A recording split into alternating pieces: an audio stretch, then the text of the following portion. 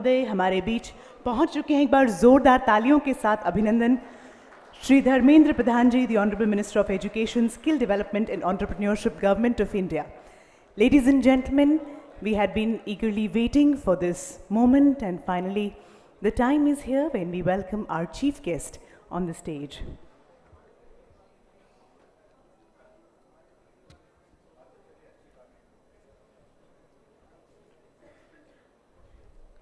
बहुत बहुत अभिनंदन, बहुत बहुत स्वागत.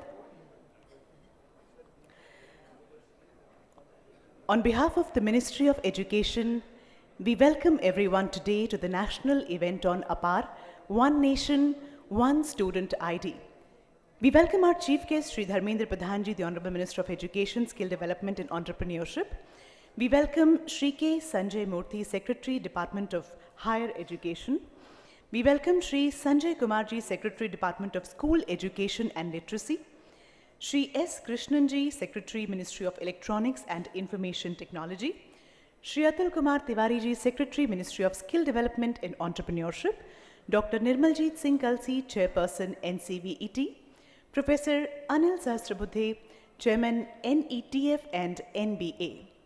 Ladies and gentlemen, aligning with the demands of the 21st century, the National Education Policy 2020 is set to transform the Indian educational landscape into a system that is more holistic, flexible, and student-focused.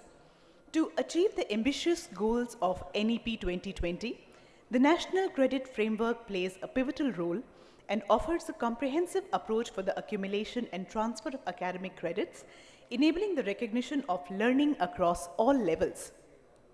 This framework merges the National Higher Education Qualification Framework with the National Skills Qualification Framework. Today, in this event, we not only celebrate the milestone of achieving and generating 25 crore APAAR IDs, but also aim to showcase the APAAR IDs' pivotal role in creating a seamless educational landscape, facilitating academic mobility and ensuring data security and privacy for students. As we begin the proceedings of the day, let us do so by lighting the ceremonial lamp. Lamp lighting symbolizes dispelling of darkness and ignorance, ushering in light, knowledge and enlightenment. May we please request our chief guest, the Honorable Minister, Dharmendra Pradhan ji, and the other dignitaries on dais to kindly light the ceremonial lamp and begin the proceedings for the day. हम निवेदन करते हैं माननीय मंत्री जी से एवं अन्य सभी मंचासीन अतिथियों से कि कृपया दीप प्रज्वलन से आज के कार्यक्रम का शुभारंभ करने की कृपा करें. आइए चलते हैं धरती से आकाश की ओर, प्राणी से परमात्मा की ओर, अंधकार से प्रकाश की ओर. ये यात्रा है अज्ञान से ज्ञान की ओर. Lamp lighting is also a gesture of honor,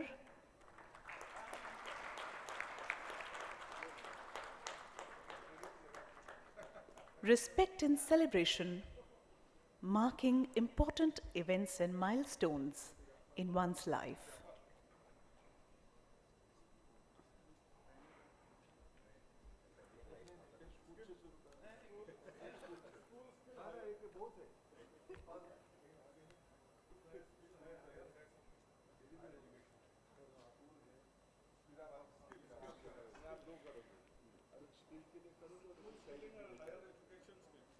Dispelling of darkness and ignorance,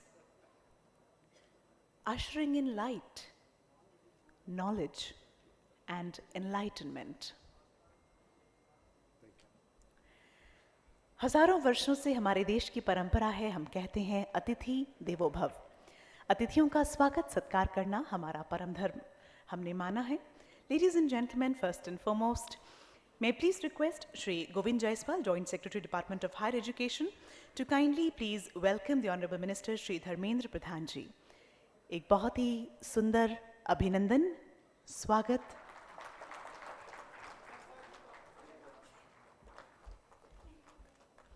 May I request you, sir, to also welcome Shri K. Sanjay Murthy ji, Secretary, Department of Higher Education. जोरदार तालियां. Shri Sanjay Kumar ji, Secretary, Department of School Education and Literacy. बहुत बहुत अभिनंदन, बहुत बहुत स्वागत। Shri S Krishnan ji, secretary ministry of electronics and information technology, and Shri Atul Kumar Tiwari ji, secretary ministry of skill development and entrepreneurship. अब निवेदन है श्री गौरव सिंह जी से, director department of higher education, to kindly welcome doctor Nirmaljeet Singh Kalsi, chairperson NCVET।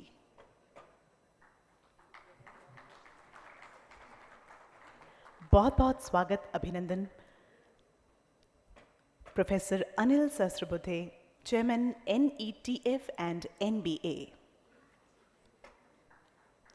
जोरदार तालियों के साथ अभिनंदन।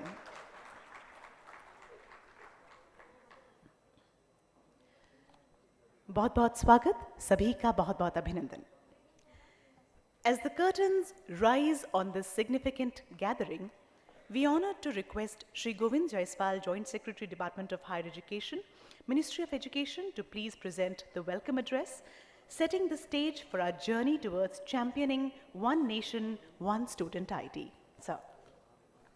Honorable Union Minister of Education, Skill Development and Entrepreneurship, Shri Dharmendra Pradhan Sir, Secretary Higher Education, Shri K. Sanjay Murthy Sir, Secretary Department of School Education and Literacy, Shri Sanjay Kumar Sir, Secretary Ministry of Skill Development and Entrepreneurship, Shri Atul Kumar Tiwari Sir, Chairperson NCVET, Dr. Nirmaljeet Singh Kalsi Sir, Chairman NETF and NBA, Professor Anil Sahasrabudhe Sir, all Vice Chancellor, Directors and Head of the Institute, dignitaries, industry partner, ladies and gentlemen. First and foremost, I would like to express my heartfelt gratitude to Honorable Education Minister for taking his time out of his busy schedule. And I also want to extend my gratitude to each and every one of you for attending this event. Your presence here signifies your support and commitment to cause for which we are here today. Today, we have come together with a common goal in mind to deliberate on APAAR ID and its role to achieve objective of National Education Policy 2020, which is first education policy of India of this century. This event serves as an opportunity for us to share each other experience of last 3 years when APAAR ID journey started, and today we have achieved this milestone. As we embark on this journey together, it's time to identify challenges ahead and come together for its solution. Today, we have with us policymaker, academician, industry representative, and student. Let's understand each other's perspective and find a common and acceptable solution. At last, I would like to once again extend my warmest welcome to each and every one of you. May this event be fruitful and meaningful experience for all of us. Thank you.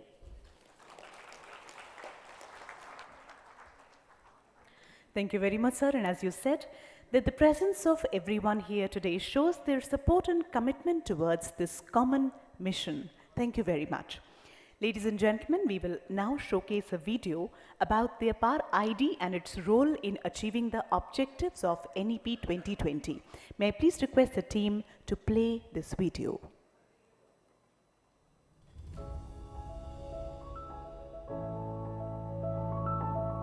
APAAR यानी automated permanent academic account registry एक unique और सुरक्षित student ID. ये छात्रों की उपलब्धियों और प्रमाण पत्रों को एक प्लेटफॉर्म पर करता है संयोजित। ये है one nation one student ID. माननीय प्रधानमंत्री श्री नरेंद्र मोदी जी के विजन के अनुरूप NEP 2020 की शुरुआत हुई। ये देश भर में शिक्षा प्रणाली को सुधारने के लिए अभूतपूर्व पहल थी। NEP 2020 एजुकेशन सिस्टम को और अधिक होलिस्टिक और फ्लेक्सिबल बना रहा है। इसके अलावा NEP 2020 ने छात्रों का परिचय नेशनल क्रेडिट फ्रेमवर्क यानी NCrF से कराया, जो एकेडमिक मोबिलिटी के महत्वपूर्ण फ्रेमवर्क के रूप में काम कर रहा है। APAAR एक टूल है जो NEP के ऑब्जेक्टिव्स को अचीव करने के लिए बिल्डिंग ब्लॉक की तरह काम करता है। मल्टीपल एंट्री एग्जिट को आसान बनाने में APAAR का रोल बहुत महत्वपूर्ण है। समान शिक्षा का मतलब है शिक्षा के साथ साथ संसाधनों तक समानता पहुंचनी चाहिए। समान शिक्षा का मतलब है हर बच्चे की समझ और चॉइस के हिसाब से उसे विकल्पों का मिलना। अपार प्रत्येक छात्र को 12 अंकों का एक यूनिक और परमानेंट आईडी प्रदान करता है। ये सिर्फ एक संख्या नहीं है, छात्रों के शैक्षणिक उपलब्धियों का व्यापक रिकॉर्ड है जो उनकी समस्त डिग्रियां, क्रेडिट स्कोर को एक जगह पर रखता है। ये छात्र के शैक्षिक करियर के दौरान उसके साथ बना रहता है और उनके एकेडमिक डेटा रिकॉर्ड के ट्रांजिशन को आसान करता है। साथ ही अपार एकीकृत शैक्षणिक पहचान, सुव्यवस्थित रिकॉर्ड और सीमलेस एकेडमिक मोबिलिटी जैसे लाभ छात्र को देता है। अपार छात्रों के डेटा को सुरक्षित और गोपनीय रखता है। साथ ही इसमें कंसेंट बेस्ड डॉक्यूमेंट शेयरिंग के माध्यम से छात्रों के डेटा उनके नियंत्रण में ही रहते हैं। छात्रों के लिए अपार आईडी प्राप्त करना बेहद आसान है। छात्र abc.gov.in से लॉगिन कर आवश्यक जानकारी भरकर अपना अपार आईडी बना सकते हैं। डिजी लॉकर और उमंग ऐप से भी आईडी बनाने की सुविधा है। अपार देश भर के छात्रों के लिए एक गेम चेंजर की तरह है। आज इसकी अडैप्टेबिलिटी इतनी है कि देश भर में 25 करोड़ छात्रों की अपार आईडी बन चुकी है।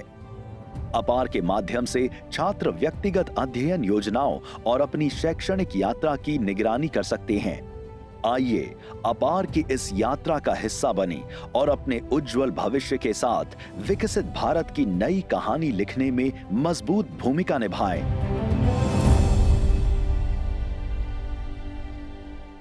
जोरदार तालियां सभी की ओर से। इस वीडियो में जैसा हमने जाना कि अपार का जो रोल है बहुत महत्वपूर्ण है, एक गेम चेंजर की तरह ये काम कर रहा है। और आइए हम सब लोग इस यात्रा का हिस्सा बनते हैं और विकसित भारत की ओर कदम रखते हैं। Ladies and gentlemen, as we move into the next segment of this program, we would now be recognizing the contribution of those institutions which are performing very well in creating APAAR IDs and contributing to One Nation, One Student ID. First and foremost, we invite Professor Nageshwar Rao, Vice Chancellor from IGNOU. Ladies and gentlemen, जोरदार तालियों के साथ स्वागत।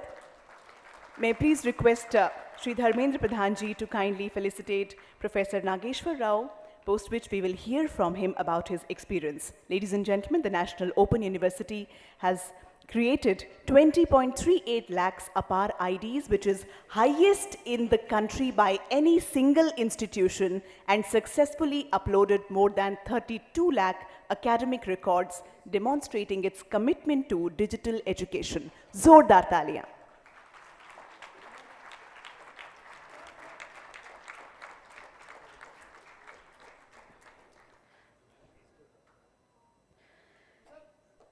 $20.38 lakh APAAR IDs, which is highest in the country by any single institution.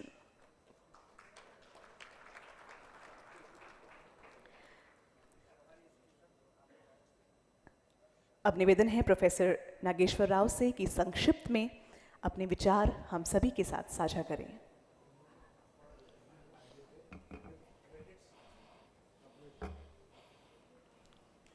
Honorable Minister of Education, Skill Development and Entrepreneurship, Shri Dharmendra Pradhan ji,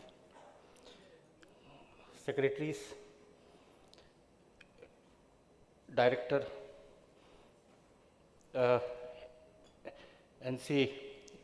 NFTC, fellow Vice Chancellors and friends. It's an honor for me to contribute significantly to this initiative of APAAR ID, and all of us can collectively contribute a lot by picking up small wagers so that we can get tremendous results. Our number is around 33 lakhs right at this point of time. But recently in our December examinations, what we have done is, we have tried to introduce this APAAR ID in the examination forms. And once we made it compulsory, the numbers are swelling up. Because we do have right now 35 lakh students registered for IGNOU. And all our earlier degrees, from 21st convocation to 36th convocation, they are being put in NDA, National Digital Locker. And this time, in our convocation, which is scheduled after a week, in that all our degrees will be given on the same day through this NDA DigiLocker also. So our degrees will also be linked through this process. So these are some of the initiatives. If we try to do it, the numbers for all of us, it will substantially increase, and it will give us the great movement for the country as a whole to achieve this number. Maybe this 25 crores, it will become 100 crores, maybe in the next year or so. Thank you very much. Thank you. Thank you very much, Professor Rao, for letting us know the initiatives and how you've made it possible, fueling India's digital transformation. Thank you. Ladies and gentlemen, as we proceed, we will now invite Professor Nilima Gupta, Vice Chancellor Dr. Harsingh Gaur Vishwavidyalay, to kindly please join us on the stage. The Central University, Dr. Harsingh Gaur Vishwavidyalay has mapped the respective IDs of students since the inception of APAAR scheme. May I please request Shri K. Sanjay Murthy, Secretary, Department of Higher Education, to kindly please felicitate Professor Nilima Gupta. और इसके पश्चात जानेंगे professor Gupta से कि किस प्रकार उन्होंने ये संभव किया. जोरदार तालियां. May I please request Professor Nilima Gupta to please share her experience. Honorable Education Minister Shri Dharmendra Pradhan ji, under whose initiation and promotion of ideas we have been able to accomplish this. Shri Sanjay Murthy ji, the Secretary, Department of Higher Education, who through his constant meetings have been stimulating us to go ahead with this initiative. Professor Anil Sahasrabuddhe ji, Dr. Nirmaljeet Singh Kalsi ji, whom we have seen on the screen many a times through online mode, Shri Atul Kumar Tiwari ji, Shri S. Krishnan ji, Secretary of MeitY, Shri Sanjay Kumar ji, Secretary, Department of School Education and Literacy, Ministry of Education, and the entire delegates, the entire audience who is present here. I feel delighted to share with you that we, since its inception of becoming a central university in 2009 to 2023, we have, the numbers are really very high, but we have been uploading all our degrees, all our diplomas, all our grade sheets, all our transcripts, and we have a grand total of 1,45,056 of these transcripts which have been uploaded. I also feel very happy to share with you that if we look into the academic bank of credits, we have uploaded under the different categories, which comes out to a total of 96.20% of all our transcripts, degrees and diplomas. They have been uploaded, and the remaining 3.8% are simply waiting for our results to be declared, and I am sure, Honorable Mantriji, that we will reach a target of 100%. Now, I would just like to share very briefly what are the initiatives which our university has taken. We have a dedicated NAD cell as per the directives of the ministry. We have conducted regular orientation and induction programs to sensitize the students about ABC, and also we have made 2 promos which have been made by our media center. It is an indigenous 2 promos which we have circulated to the ministry and to the University Grants Commission. They are uploaded on our website, and just like the video we are seeing here for NAD, we have 2 promos which are available, and anytime they can, our website can be visited to see these promos. We have interactive online ABC and DigiLocker notice board which is bilingual, both in Hindi Hindi and English on the university website, and it is available under the quick link. We have created bulk ABC IDs and verification process through the DigiLocker portal, and we have right now around 8,000 of these registrations. We have been very timely uploading our data since 2009, and I feel very proud to share that we are the single university in the country who have offered DigiLocker transcript for our university students, and they are available. The deadlock issues for smooth operation of NAD and ABC functions by NAD cell are being continuously monitored and reviewed, and recently we have also tried to integrate this activity with the Samarth portal to enable a real-time data process, which will be functional from this session, that is 23-24, we aim to finish it. And last but not the least, I would like to acknowledge with thanks the strong support from the University Grants Commission, from the DigiLocker ABC team members who have all the time been guiding us to go ahead with this initiative, and of course our entire team who has helped us in the university to reach this goal. Thank you very much. Thank you, Professor Gupta, for sharing your experiences with all of us. They are truly motivating and enlightening. Thank you very much. Ladies and gentlemen, as we move further with the testimonials, may I please take the opportunity of requesting and inviting Professor Sanjeev Sonawane, Vice Chancellor Yashwantrao Chavan, Maharashtra Open University, to please join us on the stage. Ladies and gentlemen, Yashwantrao Chavan State Open University has achieved a noteworthy milestone by generating an impressive 6 lakh APAAR IDs. The university also uploaded almost 20 lakh academic records on DigiLocker. जोरदार तालियां इनके लिए भी। Yashwantrao Chavan state open university, बहुत बहुत शुभकामनाएं। अब हम सुनेंगे प्रोफेसर संजीव सोनावाने को। नमस्कार एंड वंदे मातरम। माननीय धर्मेंद्र प्रधान जी, शिक्षा मंत्री भारत सरकार, और सम्मानीय अधिकारी मंच पे बैठे हुए, भारत के मान्यवर प्रधानमंत्री श्री नरेंद्र मोदी जी ने 19 जुलाई 20 से 21 को एबीसी पोर्टल का शुभारंभ किया। हमारी टीम ने उसके बाद एक टीम बनाई गई और हमने रणनीति बनाई कि इसमें क्या क्या कर सके और हमारा यूनिवर्सिटी उसमें क्या क्या योगदान दे सके और सबसे आगे रहे और ज़्यादा से ज़्यादा विद्यार्थी रजिस्ट्री हो जाए। तो हमने पहला काम किया कि छात्र द्वारा आयोजन एडमिशन, जो ऑनलाइन एडमिशन होता था, तभी भी हमने इसकी लिंक देके ये पहला रजिस्ट्रेशन हो जाए, फिर आगे की एडमिशन की प्रक्रिया पूरी हो सके। दूसरा, हमने जो परीक्षा का पर्चा भरते थे ऑनलाइन, तभी भी हमने लिंक बनाई और वही लिंक के साथ पहले ये कर दिया जाए कि वो रजिस्टर हो जाए और फिर आगे का फॉर्म पर्ची भरी जाए।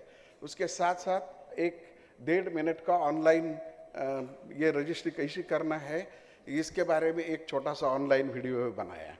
तो इसके कारण विद्यार्थियों को ये करते समय की सुविधा भी हो गई और वो इजीली रजिस्ट्री कर सके। और भी हमने जो भी बचे हैं विद्यार्थी जिन्होंने नहीं किया, उनका जो हॉल टिकट था उसके ऊपर भी लिंक छपवाई दी। तो और एग्ज़ाम शुरू होने के पहले 1-2 मिनट हम ये कैसा करना है ये भी बताते हैं और हॉल में जाके। इसके लिए हमारे जो 2000 लर्निंग सेंटर्स है, वो लर्निंग सेंटर के जो हमारे ये डिस्टेंस एजुकेशन होने के कारण जो काउंसलर थे, उनको हमने कैसा यहाँ जाके समझाए क्लास में, ये सब बता दिया था। इसके कारण हमारे जो EBC ID की वर्तमान संख्या जो है 6,31,000 हो गई है। कुल मार्कशीट हमने जो अपलोड किए हैं 2,35,505 और अपलोडेड डिग्री 2012 से अब तक की जो हमारी है वो है 16,90,000। तो ये सब हम करते हैं। और दूसरी बात, इस साल तो हमने दीक्षांत समारंभ खत्म होते ही 1 घंटे में सभी स्टूडेंट 1,65,000 विद्यार्थियों को डिग्री उपलब्ध कर दी थी 1 घंटे में। तो ये हम कर सके कि ये टेक्नोलॉजी के कारण ही कर सके और जो सपोर्ट हमें टाइम टू टाइम मिलता रहा। मुझे कुलपति बनने के बाद हर बार ये लगता था कि भारत निर्माण में मेरी यूनिवर्सिटी क्या योगदान दे सके और रिमार्केबल कुछ कर सके। तो इसी में हम ये अचीव कर सकते किया है। आज इस मंच पे हमें आने का अवसर इसलिए मिला कि ये हमें अचीवमेंट कर दिया हमने। मैं शिक्षा मंत्रालय और पूरी राष्ट्रीय स्तर की टीम को उनके दूरदर्शी नेतृत्व और समय पर हमें समर्थन और मार्गदर्शन करने का आभार व्यक्त करता हूं, और हम अपने देश में शिक्षा की उन्नति में और योगदान देने के लिए तत्पर रहेंगे। जय हिंद, जय भारत। बहुत बहुत आभार. Thank you very much, sir, for sharing those wonderful initiatives, and I'm sure they will inspire others to follow in those footsteps. Thank you very much for sharing your views with us. Ladies and gentlemen, we would now be inviting Dr. Kishore Singh Chavda, Vice Chancellor Veer Narmad South Gujarat University, to please join us on the stage. The university has uploaded 100% data with APAAR IDs and holds the highest number of mapped records in the country. जोरदार तालियां इनके लिए भी. वीर Narmad south Gujarat university के लिए बहुत बहुत अभिनंदन, और जो ये इन्होंने अच्छे कार्य किए हैं उसके लिए वाकई आज इनका अभिनंदन होना चाहिए. और अब हम निवेदन करेंगे डॉक्टर चावड़ा से कि आप प्लीज हम सभी को संबोधित करें.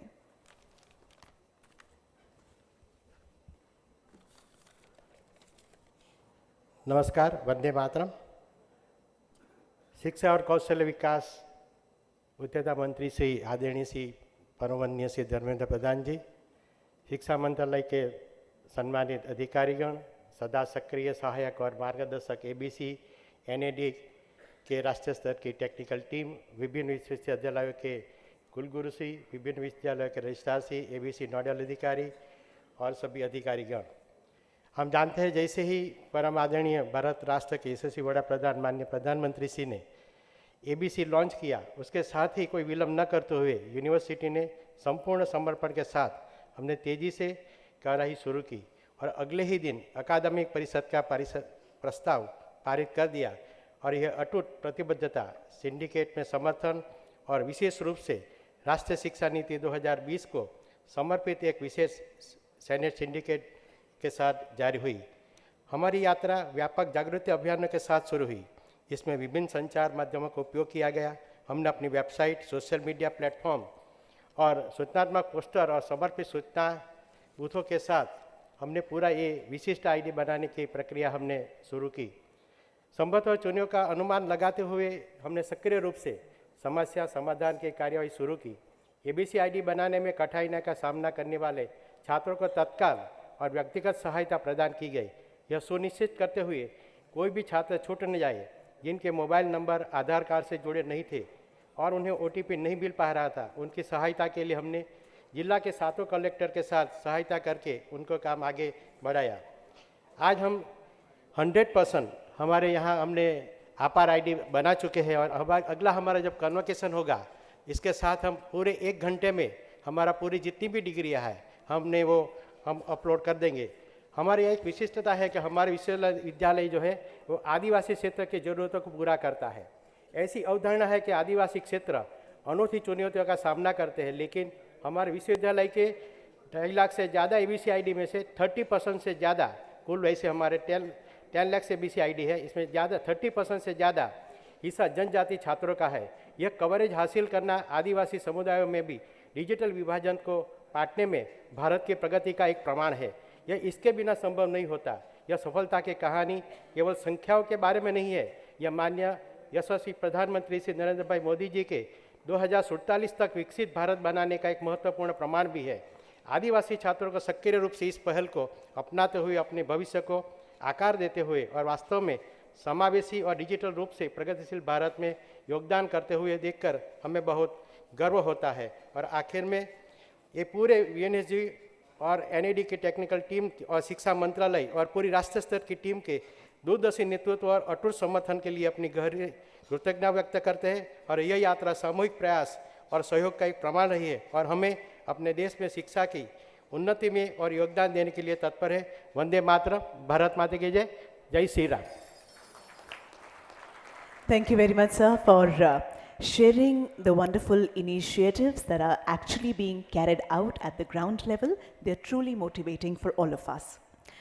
Ladies and gentlemen, We would now be beginning the session on APAAR ID, the credit and future of education. APAAR ID represents a significant advancement in academic record management, offering a comprehensive solution for securely storing, managing and sharing academic credentials. As we dive into the most important segment, highlighting APAAR as a centralized database for securely storing and managing academic information throughout an individual's educational journey, we begin by inviting Shri Sanjay Kumar first, Secretary, Department of School Education and Literacy, to please address the gathering.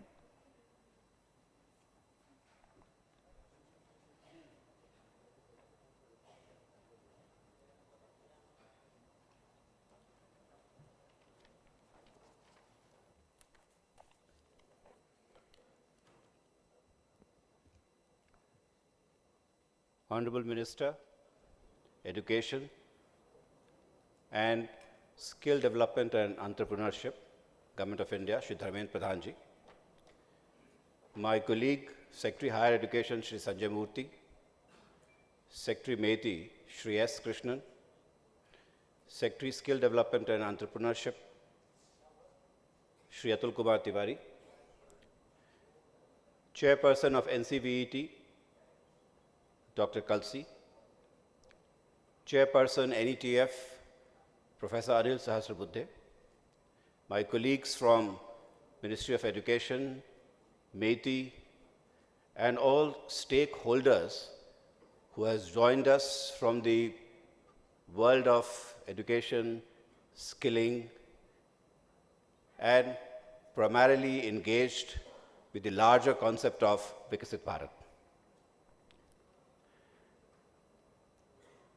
Today would go into the annals of the department and the ministry as a very important day. Launch of 25 crores APAAR ID, Automated Permanent Academic Account Registry.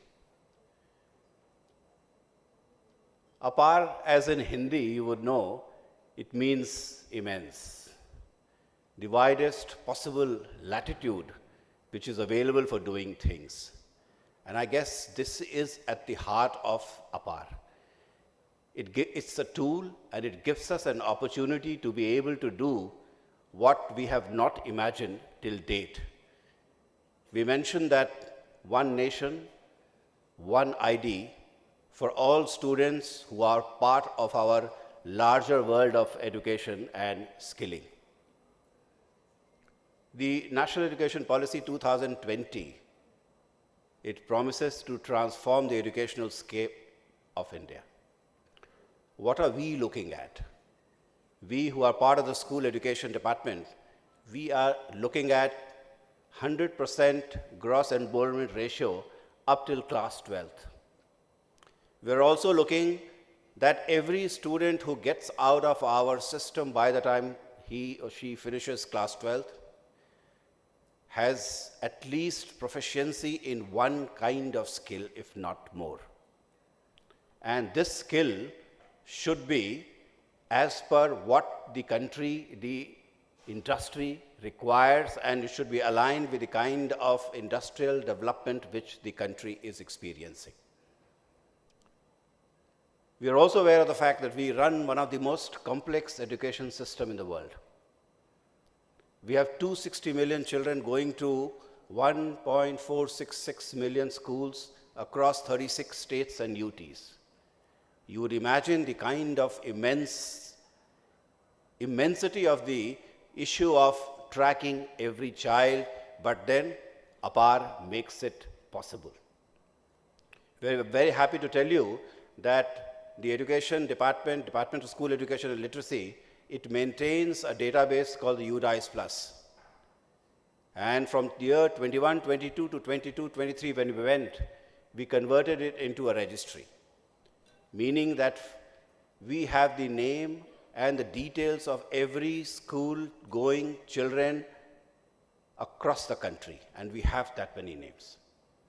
And 25 crore children have all filled up their names. I'm also happy to tell you that with due consent, 19 crore of them have given their Aadhaar data with us in this particular database. We are in the process of verification.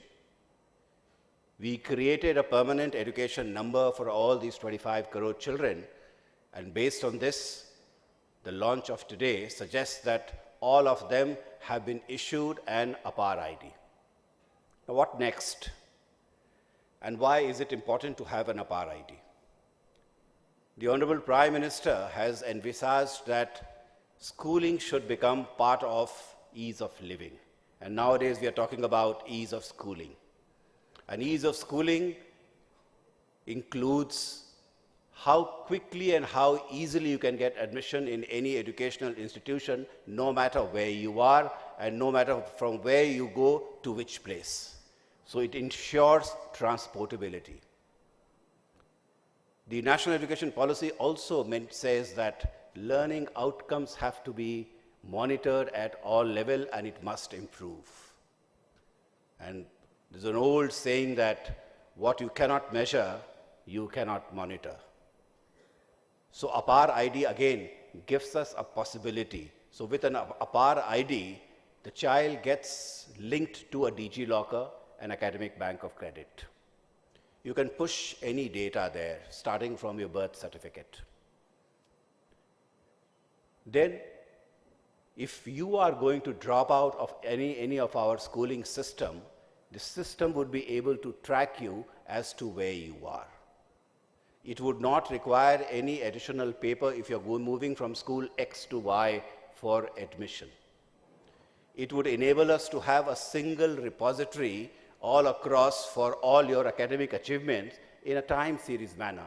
So if you join the schooling system and you spend 15 years there, there would be a single place where you would be able to find all your progress cards, what we call a holistic progress card. I'm also happy to tell you that there's another technological upgradation taking place in the education department, which is the Vidya Samiksha Kendra. And through the Vidya Samiksha Kendra, we will be tracking the learning outcomes of each and every child, including the attendance of the teachers as well as of the students. So every year when you do an exam and your holistic progress card is made ready, not only it will go to your DG locker, it will also be uploaded on the Vidya Samiksha Kendra. We will be able to track the learning outcomes of each and every child and see at a macro level, maybe at the school level, block level, district level, the kind of attendance movement which is taking place, how teachers are appearing, how the learning outcomes of a school over a period of time is changing. So immense possibilities, and as the name suggests, APAAR, I think this ID is going to live up to its name. We have launched it today, and I would want to assure the Honorable Minister that we in the School Education Department, we are extremely excited about it. And we are completely prepared to roll it out in the manner where it is going to affect each and every child in a manner we would want and in a manner the National Education Policy envisages. So the journey has begun, and I would take this opportunity to thank all of you for being part of this historic day. Let's take it forward and make sure that every child in the school experiences the ease of schooling, experiences the value of education, and transforms his or her life in a manner which would enable India becoming a Vikasit Bharat. Thank you, ladies and gentlemen.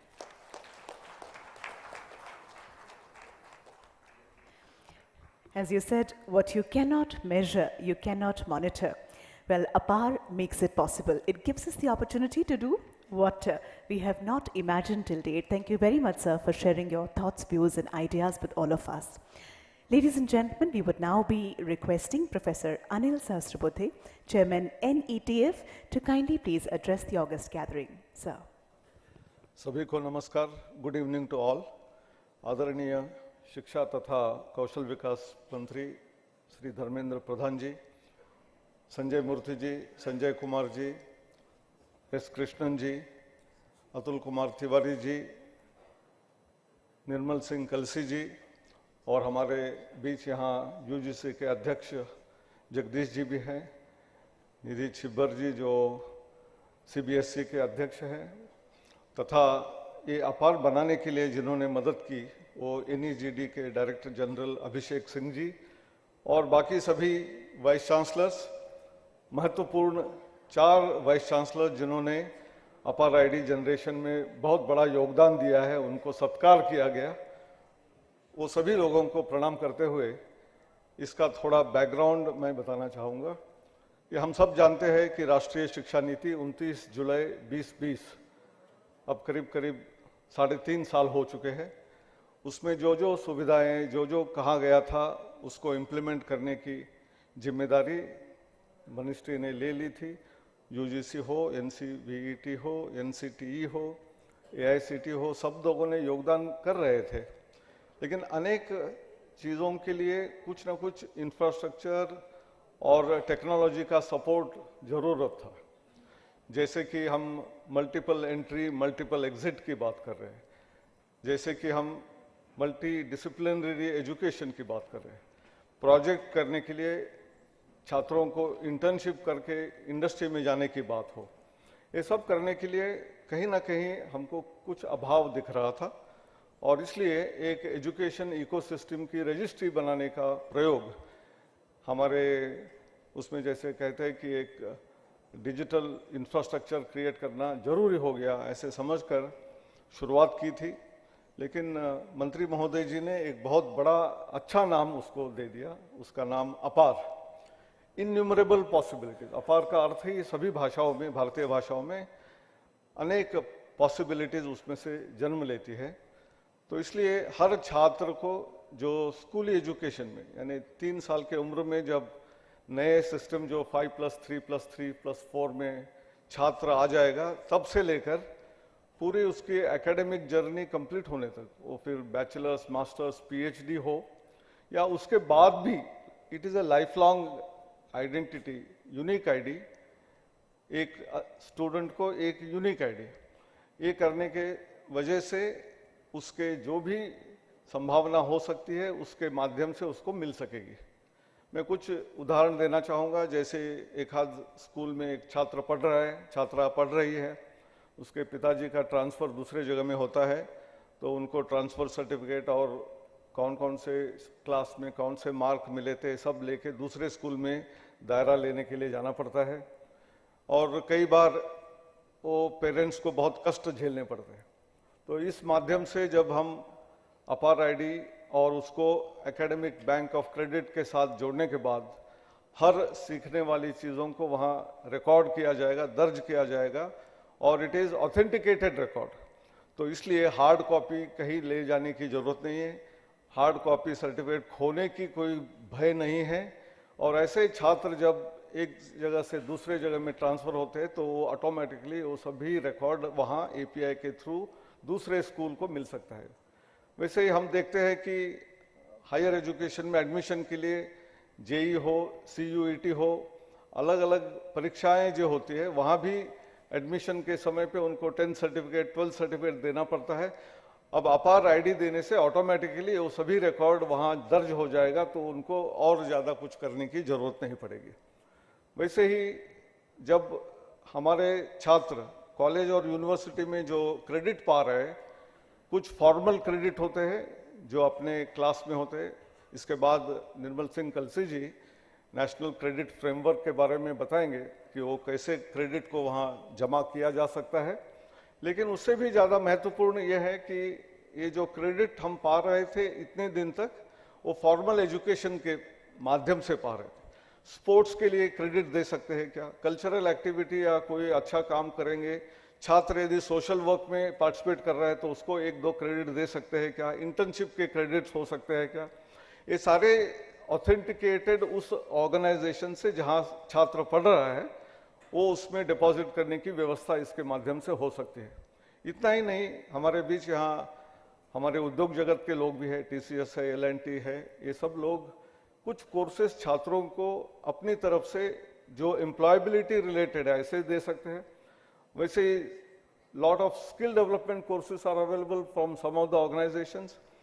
इनको भी इसके साथ जोड़ने की व्यवस्था इसमें होने से उसमें से कौन से क्रेडिट उस यूनिवर्सिटी अपने डिग्री के लिए यूज कर सकती है, करने दो, जो नहीं भी कर सकती है वो भी authenticated academic record, bank record ये हो जाता है, तो जॉब में अप्लाई करने से, हायर स्टडीज में कहीं अप्लाई करने से उसका उपयोग छात्र कर सकता है। तो इसकी अपॉर्चुनिटीज और यूज केसेस इन्यूमरेबल है, इसलिए इसका नाम ही अपार रखा गया है। और मेरे ख्याल से आप सभी लोग, मैं न्योता देता हूं कि यहाँ जो है मौजूद है वो अपने अपने जगह में तो कर रहे होंगे, दूसरों को भी इसका प्रचार प्रसार करते हुए सारे छात्रों को इसके साथ जोड़ना है। आज 25 करोड़ है, हमको 50 करोड़ तक अगले कुछ सालों में जाना चाहिए और उसके बाद ये लाइफ लॉन्ग आईडी होने की वजह से स्किलिंग, रीस्किलिंग, अपस्किलिंग सभी जगह में इसका उपयोग होगा। तो शायद जन्म से लेकर मरण तक ये आईडी उनके साथ रहेगी। ऐसे कहते हुए मेरे 4 शब्द समाप्त करता हूँ। नमस्कार, जय Hind. Authentic records, easy to manage and share information. And as you said that APAAR stands for innumerable possibilities. We were listening to Chairman NETF and NBA, Professor Sahasrabudhe. Thank you very much, sir, for addressing us. Ladies and gentlemen, as we move on, may we please request Dr. Nirmaljeet Singh Kalsi, Chairperson NCVET, to kindly please address the gathering. Dr. Nirmaljeet Singh ji.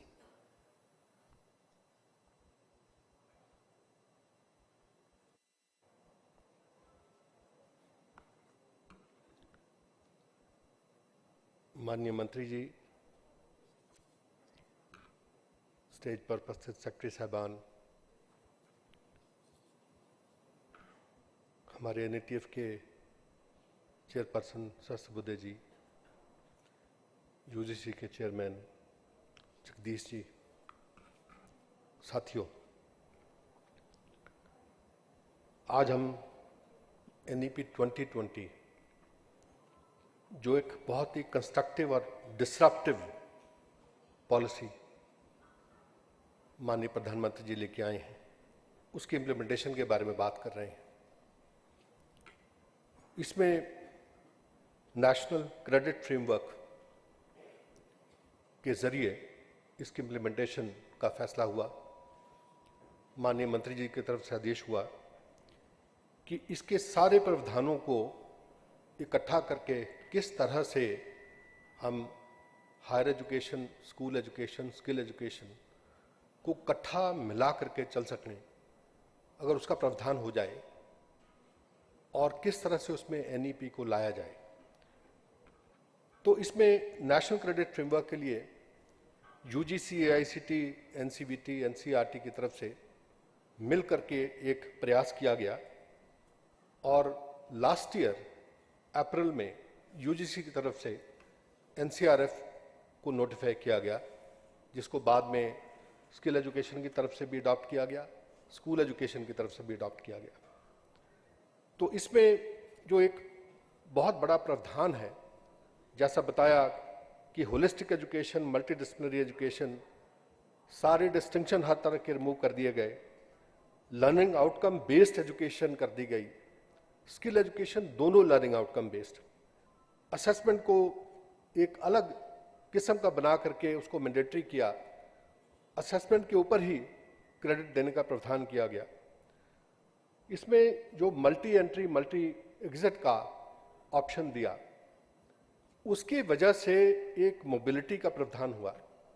ये horizontal mobility चाहे skill education, school education के बीच में हो, चाहे skill education, higher education के बीच में हो।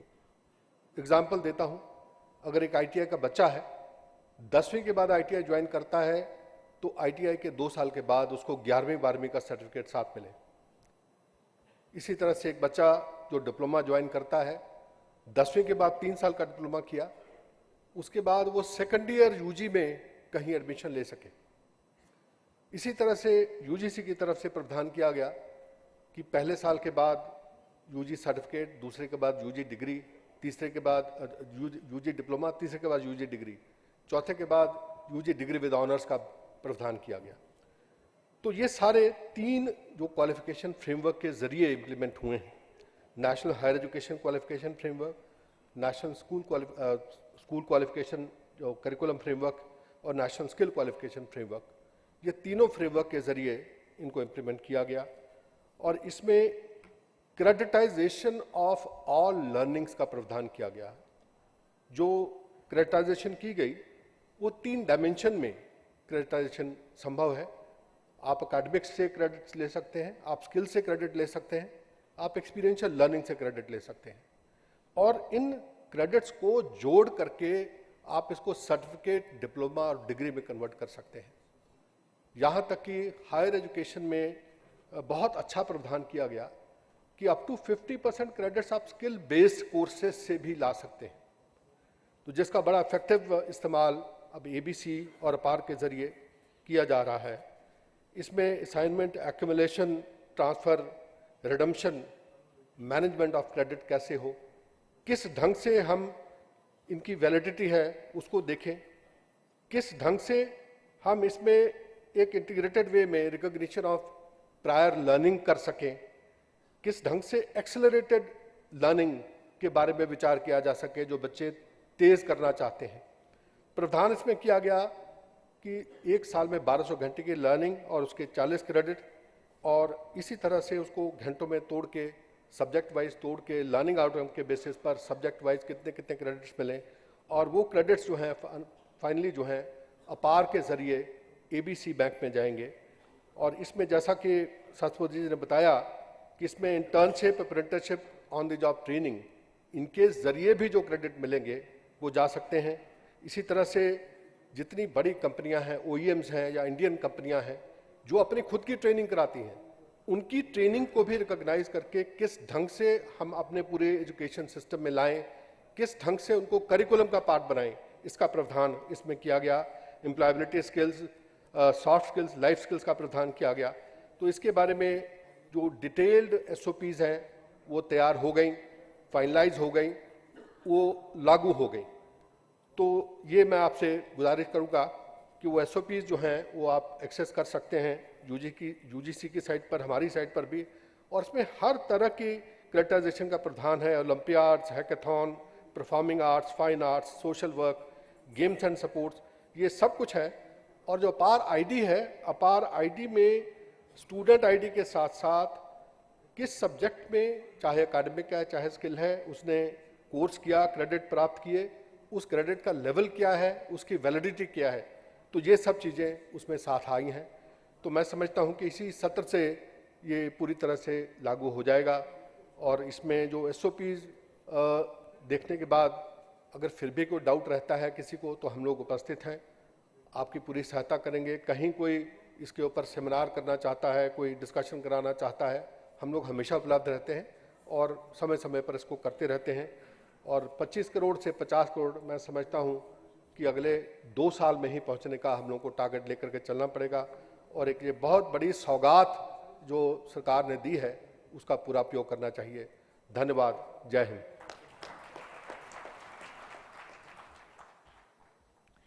ये जो बहुत बड़ी सौगात सरकार ने दी है उसका पूरा उपयोग हम सबको करना चाहिए। बहुत सरल शब्दों में आपने विस्तार से सारी जो जानकारी है हमारे साथ साझा की है, अपने विचार हम सभी के साथ बांटने के लिए बहुत बहुत आभार। Ladies and gentlemen, as we move further, may I now request Shri Atul Kumar Tiwari ji, Secretary Ministry of Skill Development and Entrepreneurship, to kindly please share his views with us. Welcoming Shri Atul Kumar Tiwari ji.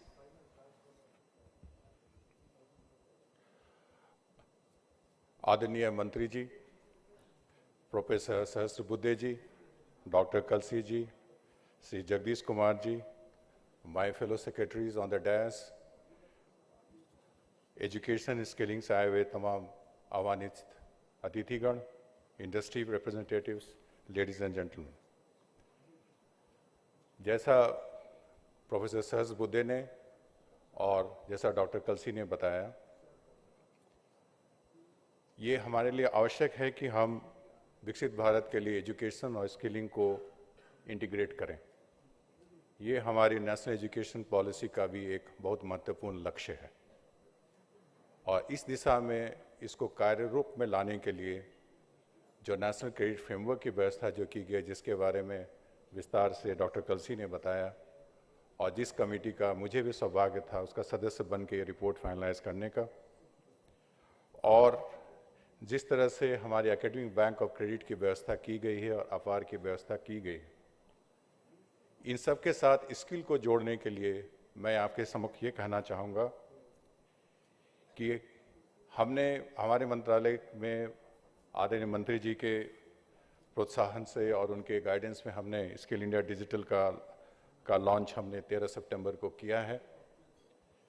Skill India digital और अपार ID दोनों मिलकर काम करेंगे। इसके बारे में student registry के बारे में हमारे दोनों को जोड़ने की व्यवस्था की गई है। अगर हम किसी को एजुकेशन के माध्यम से अगर हम देखें, अगर किसी स्टूडेंट को या किसी व्यक्ति को स्किल की ज़रूरत है तो इस लिंकेजेस स्किल इंडिया डिजिटल के माध्यम से, ये डिजिटल प्लेटफॉर्म के माध्यम से उन्हें कौन सी इंडस्ट्री रिलेवेंट स्किल की आवश्यकता पड़ेगी, कहाँ जॉब अपॉर्चुनिटीज़ हैं, क्या एंटरप्रेन्योरशिप सपोर्ट हैं, और इस पूरी स्किल रिलेटेड इंफॉर्मेशन और जिसकी इन्वेंटराइजेशन हमने जो स्किल रिलेटेड इंफ्रास्ट्रक्चर की है, इसके माध्यम से किसी व्यक्ति विशेष को या किसी छात्र को कहीं से भी स्किलिंग करने के बारे में एम्प्लॉयमेंट अपॉर्चुनिटी लाने में काफ़ी सहायता मिलेगी। और अगर जब SID लिंक्ड विद APAAR को हम आगे लेके चलेंगे तो जैसा डॉक्टर कलसी ने बताया, जैसा डॉक्टर सरसबुद्धे ने बताया, हमें किसी एक व्यक्ति के बारे में उसकी क्या शिक्षा है, कितनी क्रेडिट है, क्या स्किल मिला हुआ है और क्या उनकी कॉम्पिटेंस होगी, ये सारा इन्फॉर्मेशन भी हमारे इंडस्ट्रीज़ को मिल सकेगा, ताकि अपार आईडी को स्किल प्रोफाइल के साथ लिंक करके उनके एम्प्लॉयमेंट के अपॉर्चुनिटीज़ के बारे में काम किया जा सकता है, उनको और किस तरह से री-स्किल अप स्किल करके और भी स्किलिंग के बारे में उनकी अपॉर्चुनिटीज़ क्रिएट किया जा सकती है, उसके बारे में काम किया जा सकता है। तो मैं चाहता हूँ कि अपार आईडी और स्किल इंडिया डिजिटल दोनों मिलकर एक कॉमन आइडेंटिफायर बनेंगे, जिसमें क्रेडिट को डालकर हम स्किलिंग इकोसिस्टम को और एजुकेशन सिस्टम को साथ लाने के लिए और शिक्षा के साथ स्टूडेंट्स को हम कैसे स्किलिंग अप स्किलिंग कराने की व्यवस्था करें, उसमें हमें सहायता मिलेगी। मैं आपको ये बताना चाहूँगा कि अभी तक हमने लगभग 4.8 करोड़ लर्नर्स के रिकॉर्ड हमने डिजिटल इंडिया कॉरपोरेशन को अपार आईडी इंटीग्रेशन के लिए हम दे चुके हैं, और डिजिटल इंडिया कॉरपोरेशन के साथ हम उनकी क्रेडिट को भी पॉपुलेट करने की सारी व्यवस्था कर रहे हैं।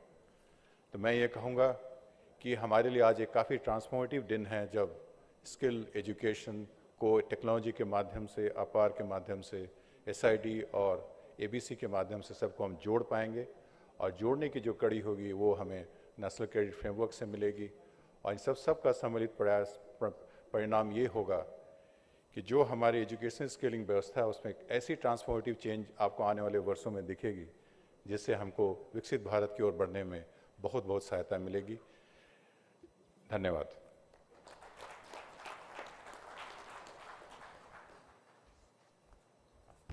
एक ट्रांसफॉर्मेटिव डे हम सभी के लिए, जिससे विकसित भारत की ओर बढ़ने में हम सभी को सहायता मिलेगी। Thank you very much sir for sharing your thoughts and views with all of us today.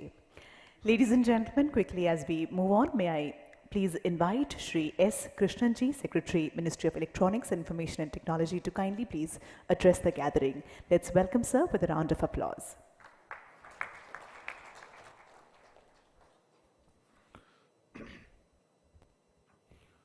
Honorable Minister for Education, Skill Development and Entrepreneurship, my good friend and colleague, Secretary Higher Education, Shri Sanjay Murthy,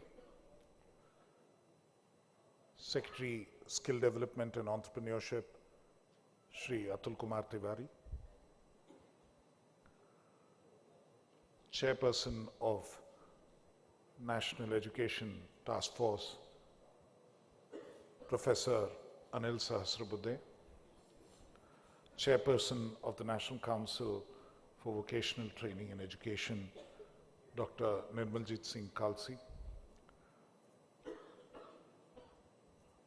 members of the higher education and school education community, and my colleagues from the Ministry of Electronics and Information Technology who are present here today. It's a matter of great pride for the Ministry of Electronics and Information Technology and the institutions which function under it, specifically the National E-Governance Division, for being partners of the Ministry of Education in rolling out 3 successive initiatives which have resulted today in the APAAR ID being created for nearly 25 crore students. It all started with the National Academic Depository in the year 2000, where in the height of the COVID pandemic, NEGD along with UGC managed to onboard nearly 60 crore academic documents from about 1,000 academic institutions. The National Academic Depository currently has nearly 2,275 institutions with 17.78 crore degrees having been awarded through that process. Subsequently, the National Academic Depository has been expanded to constitute the Academic Bank of Credits, ABC, as it's known, under a project which the Ministry of Education awarded to NEGD based on the successful implementation of the NAD. We thank the Ministry of Education for having entrusted this prestigious project to NEGD for implementation, and in the process we have now onboarded 75 crore academic records from 1,770 institutions, some of whom you saw today detailing the kind of experience they've had in using this particular mechanism. Currently, we have 25.97 crore students and learners who are registered in this process. This entire initiative is aligned both with the national education policy, which ensures that students have greater mobility, and as a goal, they should be able to carry their academic credits from one set of course to another. This can be completely revolutionary for not just the education system, but the skilling ecosystem of the country. As the Ministry of Electronics and Information Technology, I represent not only the process through which we create some of these repositories and some of these digital public infrastructure, but we also work on the promotion of the electronics manufacturing industry in this country. And one of the most crucial elements of the electronics manufacturing industry and the information technology industry in this country is the quality of the human resources that we have, the manner in which they get trained, their ability to move seamlessly between different branches, and the ability to adapt to changing environments. And clearly, to meet the aspirations of the youth of this country, this entire mechanism of APAAR and the Academic Bank of Credits is going to make a huge difference.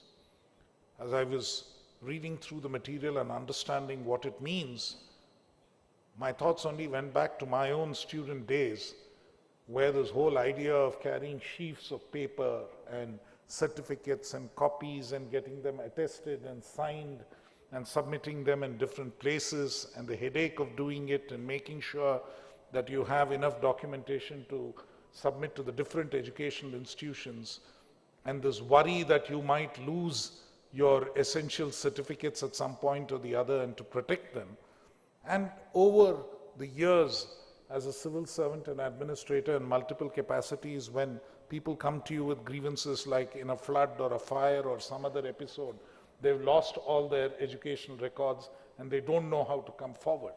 These are real life stories that we have encountered, and today I think through technological means we have truly established the ease of living for the student community, and not just the student community, for the entire education system as well. The other big problem we almost always have is verification of records. Finding out whether this is a genuine record or not, finding out whether somebody is submitting false certificates, finding out whether somebody has taken away somebody else's certificate and submitting as his own. These are issues which we have all faced, which we have read about in the newspapers and we come across. All of those are eliminated through the launch of this initiative, which ensures that all of the academic records can be easily verified by any institution, and they can be sure that the student whom they are evaluating or looking at is indeed the student to whom these records belong, and these records are authenticated by an independent agency like DigiLocker. India today is immensely proud of the digital public infrastructure that it has created. The Honorable Prime Minister has repeatedly emphasized this. Many countries in the world are looking at us as the fount for digital public infrastructure. Even yesterday, I was talking to a group of Sri Lankan senior civil servants, explaining to them how they can adapt digital public infrastructure which India has created. And it's not just other developing countries or the global south who are looking at this. It is something even advanced countries are looking at to see how they can learn from the Indian experience. This has been a remarkable transformation which has taken place, and undoubtedly APAAR, the ABC, and this entire framework is a very, very critical and important piece of the digital public infrastructure of this country, about which we can be justifiably proud, and using which we can really enable the youth of this country to aspire for better careers, better lives, and make sure that they are able to contribute to the growth of this nation.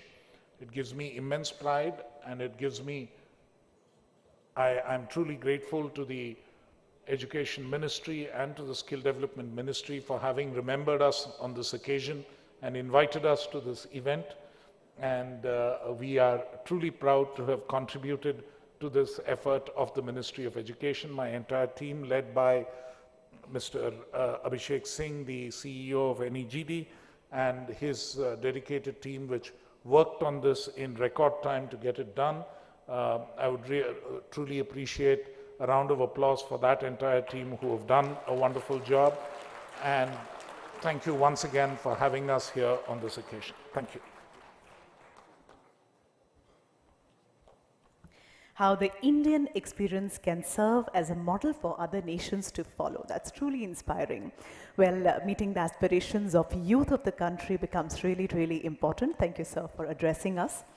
Ladies and gentlemen, quickly as we move on, may I please invite Shri K. Sanjay Murthy, Secretary, Department of Higher Education, to please address the gathering. Ladies and gentlemen, let's welcome Shri K. Sanjay Murthy. Good evening, everyone. Honorable Education Minister, my colleague Secretaries Krishnan and Atul, Chairman NETF, Shri Anil Sehesbuddhe, Chairman NCVET, Shri Kalsi, Chairman UGC Jagdish, all distinguished guests today, Vice Chancellors, Directors, members from the industry, and the entire NEGD team led by Abhishek, who is here. First of all, continuing to what Krishnan has said, I really want to place on record the great support and help that the NEGD team has given us in launching this program and coming to the stage that we are at.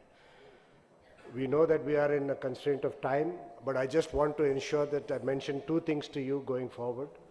While the importance of APAAR and its ability to provide students the flexibility of learning and recording that in his transcripts, the other great initiative, which is also an equivalently good digital public infrastructure, is the Samarth, in which one of the universities has just mentioned to you its deployment and its access. Whoever is there on Samarth has an easy access towards the APAAR ID and the creating of a digital record, as well as giving the degrees. It's a seamless process. So if one is on Samarth, you have that entire thing integrated, and you are able to ensure from the student's entry right up to the degree granting thing, which is again blockchain enabled. So my request is that kindly see that you adopt even the Samarth platform, which all type of institutions have adopted, from IIMs to IITs to NITs to central universities to and even small colleges.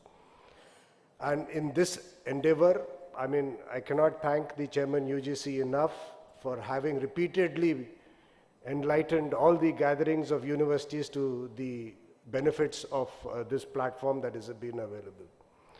The second thing is that we are doing is, and again it's a big DPI, it's the Swayam portal.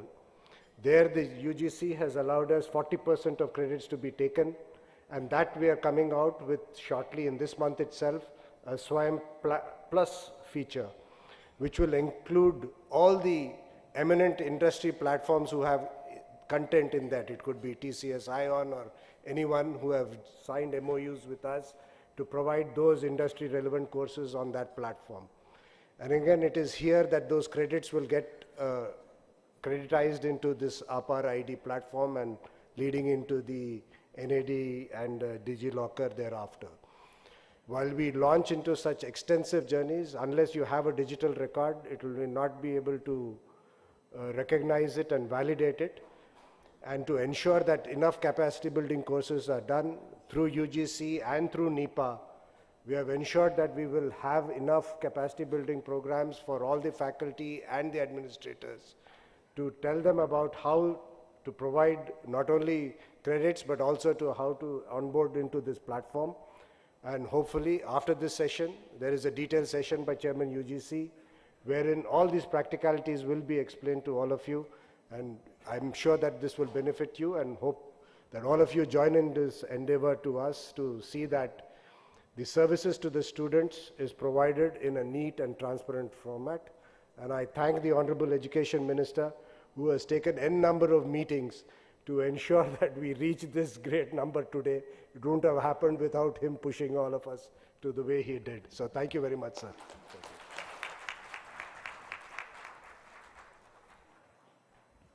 Thank you very much, sir.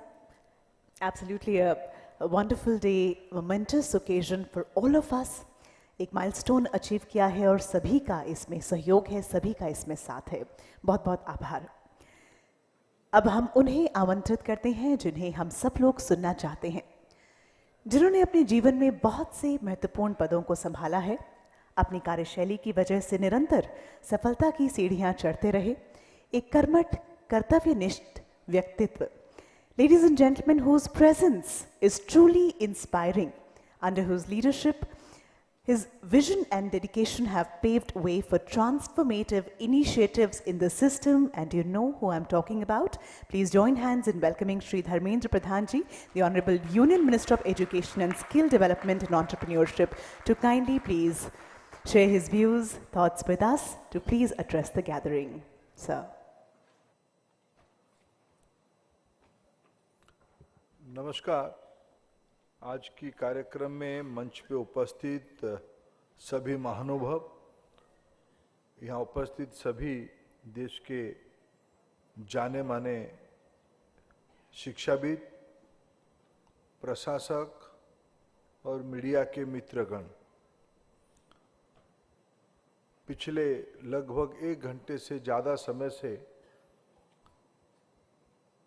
देश में एक नया digital public infrastructure का आज लोकार्पण हो रहा है, हम उसकी साक्षी बन रहे हैं. और ऐसा एक आज डीपीआई एक नया रूप में आया है. शुरुआत में जो समृद्ध है, आज जिसे बताया गया अपार आईडी में विद्यार्थी की, स्टूडेंट्स की एक आइडेंटिटी कार्ड, ये स्टूडेंट लाइफ की एक सबसे बड़ा महत्वपूर्ण चीज होती है. हम कहीं भी जाते हैं अपना आईडी दिखाते हैं. वो एक प्रेस्टीज डॉक्यूमेंट होता है, एक कॉन्फिडेंस डॉक्यूमेंट होता है और एक एस्पिरेशनल डॉक्यूमेंट होता है. शायद जिंदगी के उसी समय में हम आईडी को बड़े गौरव के साथ अपने साथ रखते हैं। और हमारी देश में जैसे जैसे प्रगति हो रही है, वैसे ही आज हमारी आईडी की भी प्रगति हुई है। आईडी अभी अपने पॉकेट में रहता था स्टूडेंट्स की, उसकी डॉक्यूमेंटेशन उस पर्टिकुलर इंस्टीट्यूशन में रहता था। एक आधा जगह पर और कहीं रह गया तो बड़ी बात है। लेकिन आज जो इंस्ट्रूमेंट डिपार्टमेंट ऑफ एजुकेशन और डिपार्टमेंट ऑफ मेटी दोनों ने, अभिषेक जी आपका नाम तो लेना ही पड़ेगा, और कृष्णन साहब ने लिया तो मैं तो कहाँ नहीं जाऊंगा लेने के लिए। और मैं तो अभिषेक सिंह का हमारे मित्र है, वो भी एक जादूगर है। उन्होंने उस इंस्ट्रूमेंट को अच्छा एक टेक्नोक्रेट्स के नाते, एक प्रोफेशनल्स के नाते हमारे लिए उन्होंने बनाया है।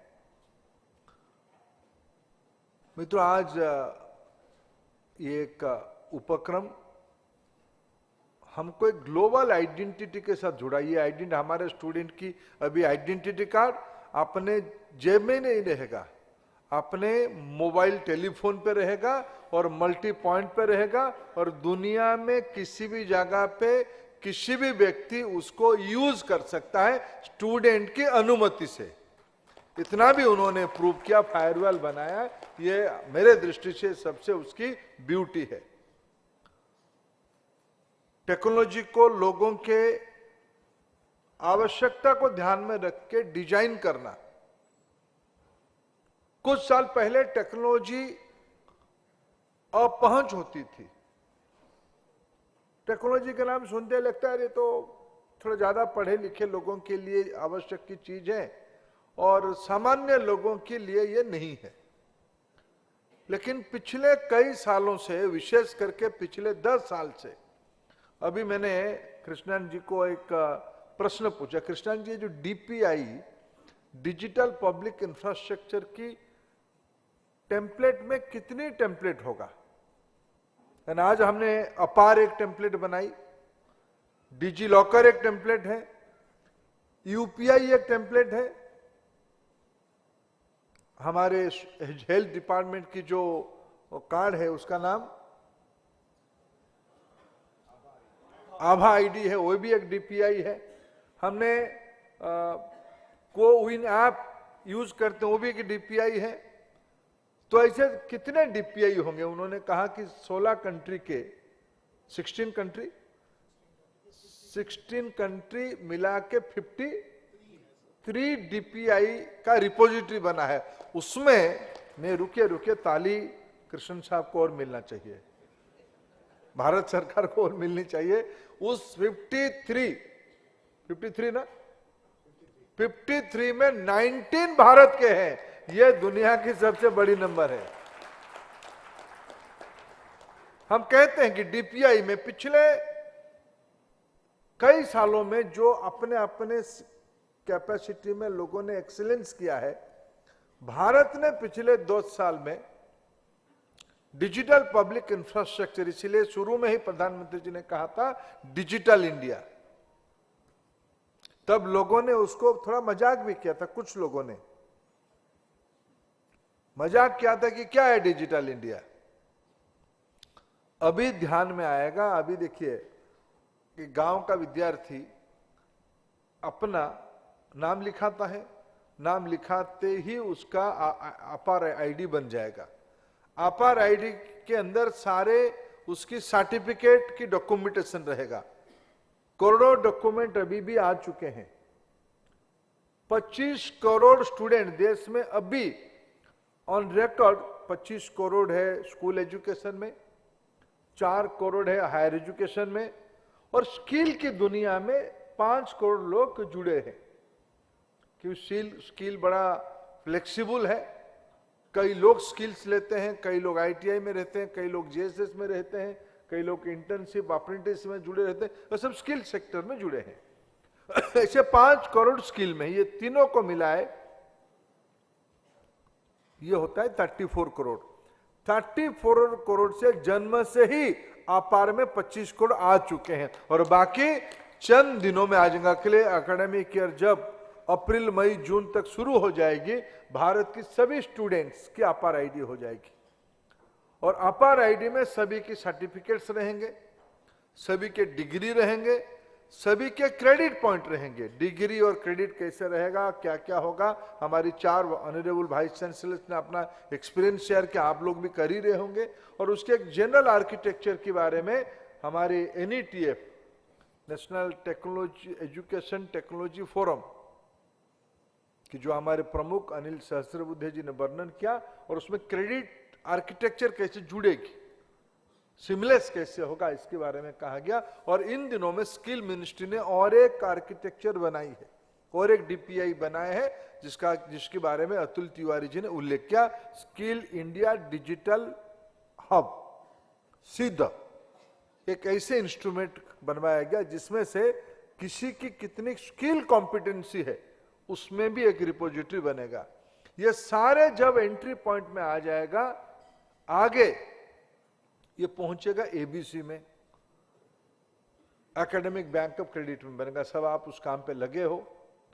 फिर ये जाके पहुंचेगा कहां, लॉकर में पहुंचेगा, DG लॉकर में पहुंचेगा, APAAR से भाया ABC DG लॉकर तक, और बीच में एक एडिशनल स्वीटनर आ जाएगा स्किल इंडिया डिजिटल हब में। ये एक नया ईज खड़ा करेगा, एक नया माहौल बनाएगा। मैं इस इंस्ट्रूमेंट को शुभेच्छा देता हूं। हायर एजुकेशन की एक गवर्नेंस मॉडल के लिए, यूनिवर्सिटी की एक गवर्नेंस यूनिफिकेशन के लिए समर्थ इंस्ट्रूमेंट काम कर रहा है। दीक्षा स्वयं जैसे digital learning portal, learning satellite और डिजिटल दोनों में जाने के लिए लर्निंग पोर्टल काम कर रहा है। स्किलिंग के लिए, जैसे मैंने बताया, स्किलिंग के लिए केवल सरकार नहीं है, सारे में बहुत सारे स्वयं सेवी संगठन, फिलांथ्रोपिक ऑर्गेनाइजेशन भी काम कर रहे हैं। ये धीरे धीरे ये सब डिजिटल पब्लिक इंफ्रास्ट्रक्चर में आने वाले हैं। और ये एक प्रोसेस ड्रिवन, धीरे धीरे, जब प्रधानमंत्री जी ने कब कहा था कि मिनिमम गवर्नमेंट मैक्सिमम गवर्नेंस, ये होगा कैसे? होगा अगर एक प्रोसेस ड्रिवन आर्किटेक्चर बनेगा। तो आज हम बड़े गौरव के साथ कह सकते हैं, शिक्षा नीति की, राष्ट्रीय शिक्षा नीति की 3.5 साल के अंदर अंदर, जिसमें नेशनल टेक्नोलॉजी एजुकेशन फोरम के बारे में, NETF के बारे में सोचा गया था। NETF ने अपने एक होलिस्टिक प्रोडक्ट, एक प्रोसेस समाज के सामने रखा है। मैं NETF को बधाई देता हूं, MyGov को भी बधाई देता हूं उसमें नॉलेज पार्टनर बनने के लिए। मित्रों, मैं शुभेच्छा देने के साथ एक अपेक्षा आप सबसे रखता हूं। मेरे मन में एक बात है, बहुत सारे शिक्षाविद यहां बैठे हैं, क्रेडिट पहले भी था, ऐसा नहीं कि क्रेडिट इकोसिस्टम नहीं था। क्रेडिट अपना अपना इंस्टीट्यूशंस की हायरार्की और स्टाटस और डेप्थ को देख के आपने, IITs अपना क्रेडिट इकोसिस्टम बनाए थे, ITI भी अपना क्रेडिट की इकोसिस्टम बनाया था। क्रेडिट लिखते नहीं थे, लेकिन NSQF इक्विवेलेंस NCVT ने उनको क्वांटिफाई किया था कि वो कितने क्रेडिट रैंक के हैं। क्रेडिट 3 और 4 तक NCVT के दायित्व में था। AICT कुछ क्रेडिट तक आगे ले जाता था। IIT जैसे इंस्टीट्यूशन, IIC जैसे हमारे प्रीमियर इंस्टीट्यूशन देश की अच्छी अच्छी यूनिवर्सिटी अपना अपना क्रेडिट आर्किटेक्चर बनाए थे, लेकिन ये एक दूसरे से संबंध नहीं था। ये माइग्रेशन और इंटीग्रेशन की कल्पना नहीं थी। राष्ट्रीय शिक्षा नीति ने माइग्रेशन और integration without compromising the quality, ये भी एक जगह पे था कि भाई हमारी IIT की क्रेडिट नंबरिंग, क्रेडिट स्कोर और एक इंजीनियरिंग कॉलेज की क्रेडिट स्कोर समान हो सकता है क्या? लेकिन उसमें भी हमारी एक्सपर्ट कमेटी ने, UGC चेयरमैन यहाँ बैठे हैं, UGC, AICT, NETF, NCVT, NCRT, ये सब मिलके उसकी भी समाधान की रास्ता बनाए हैं। जैसे मैं एक नागरिक के नाते मेरी अपेक्षा है कि हमारी देश में शिक्षा, नॉलेज एजुकेशन से आती है, कॉम्पिटेंसी स्किल से आती है। हमारे देश में कॉम्पिटेंसी और नॉलेज दोनों की महत्व है। प्रधानमंत्री स्वयं कहते हैं ज्ञान आवश्यक है, लेकिन उससे ज्यादा आवश्यक है हुनर, कॉम्पिटेंसी। हमारे देश में कॉम्पिटेंसी इतना एस्पिरेशनल नहीं है। डिग्री नहीं है तो क्या पढ़ा है, सर्टिफिकेट तो हो जानी चाहिए नहीं तो। लेकिन 21वीं सदी में हमें लगता है, मैं कैसे इस अपार को देखता हूं, मैं कैसे ये डिजी लॉकर को देखता हूं, मैं कैसे एबीसी को देखता हूं, मैं कैसे ये स्किल इंडिया डिजिटल हब को देखता हूं। मैं इसलिए देखता हूं कि ये जब multiple entry exit, multi disciplinary, ये सब की वे फॉरवर्ड के रास्ता कैसा है, तो है शब्द में तो अच्छा लगता है, जाएंगे कैसे।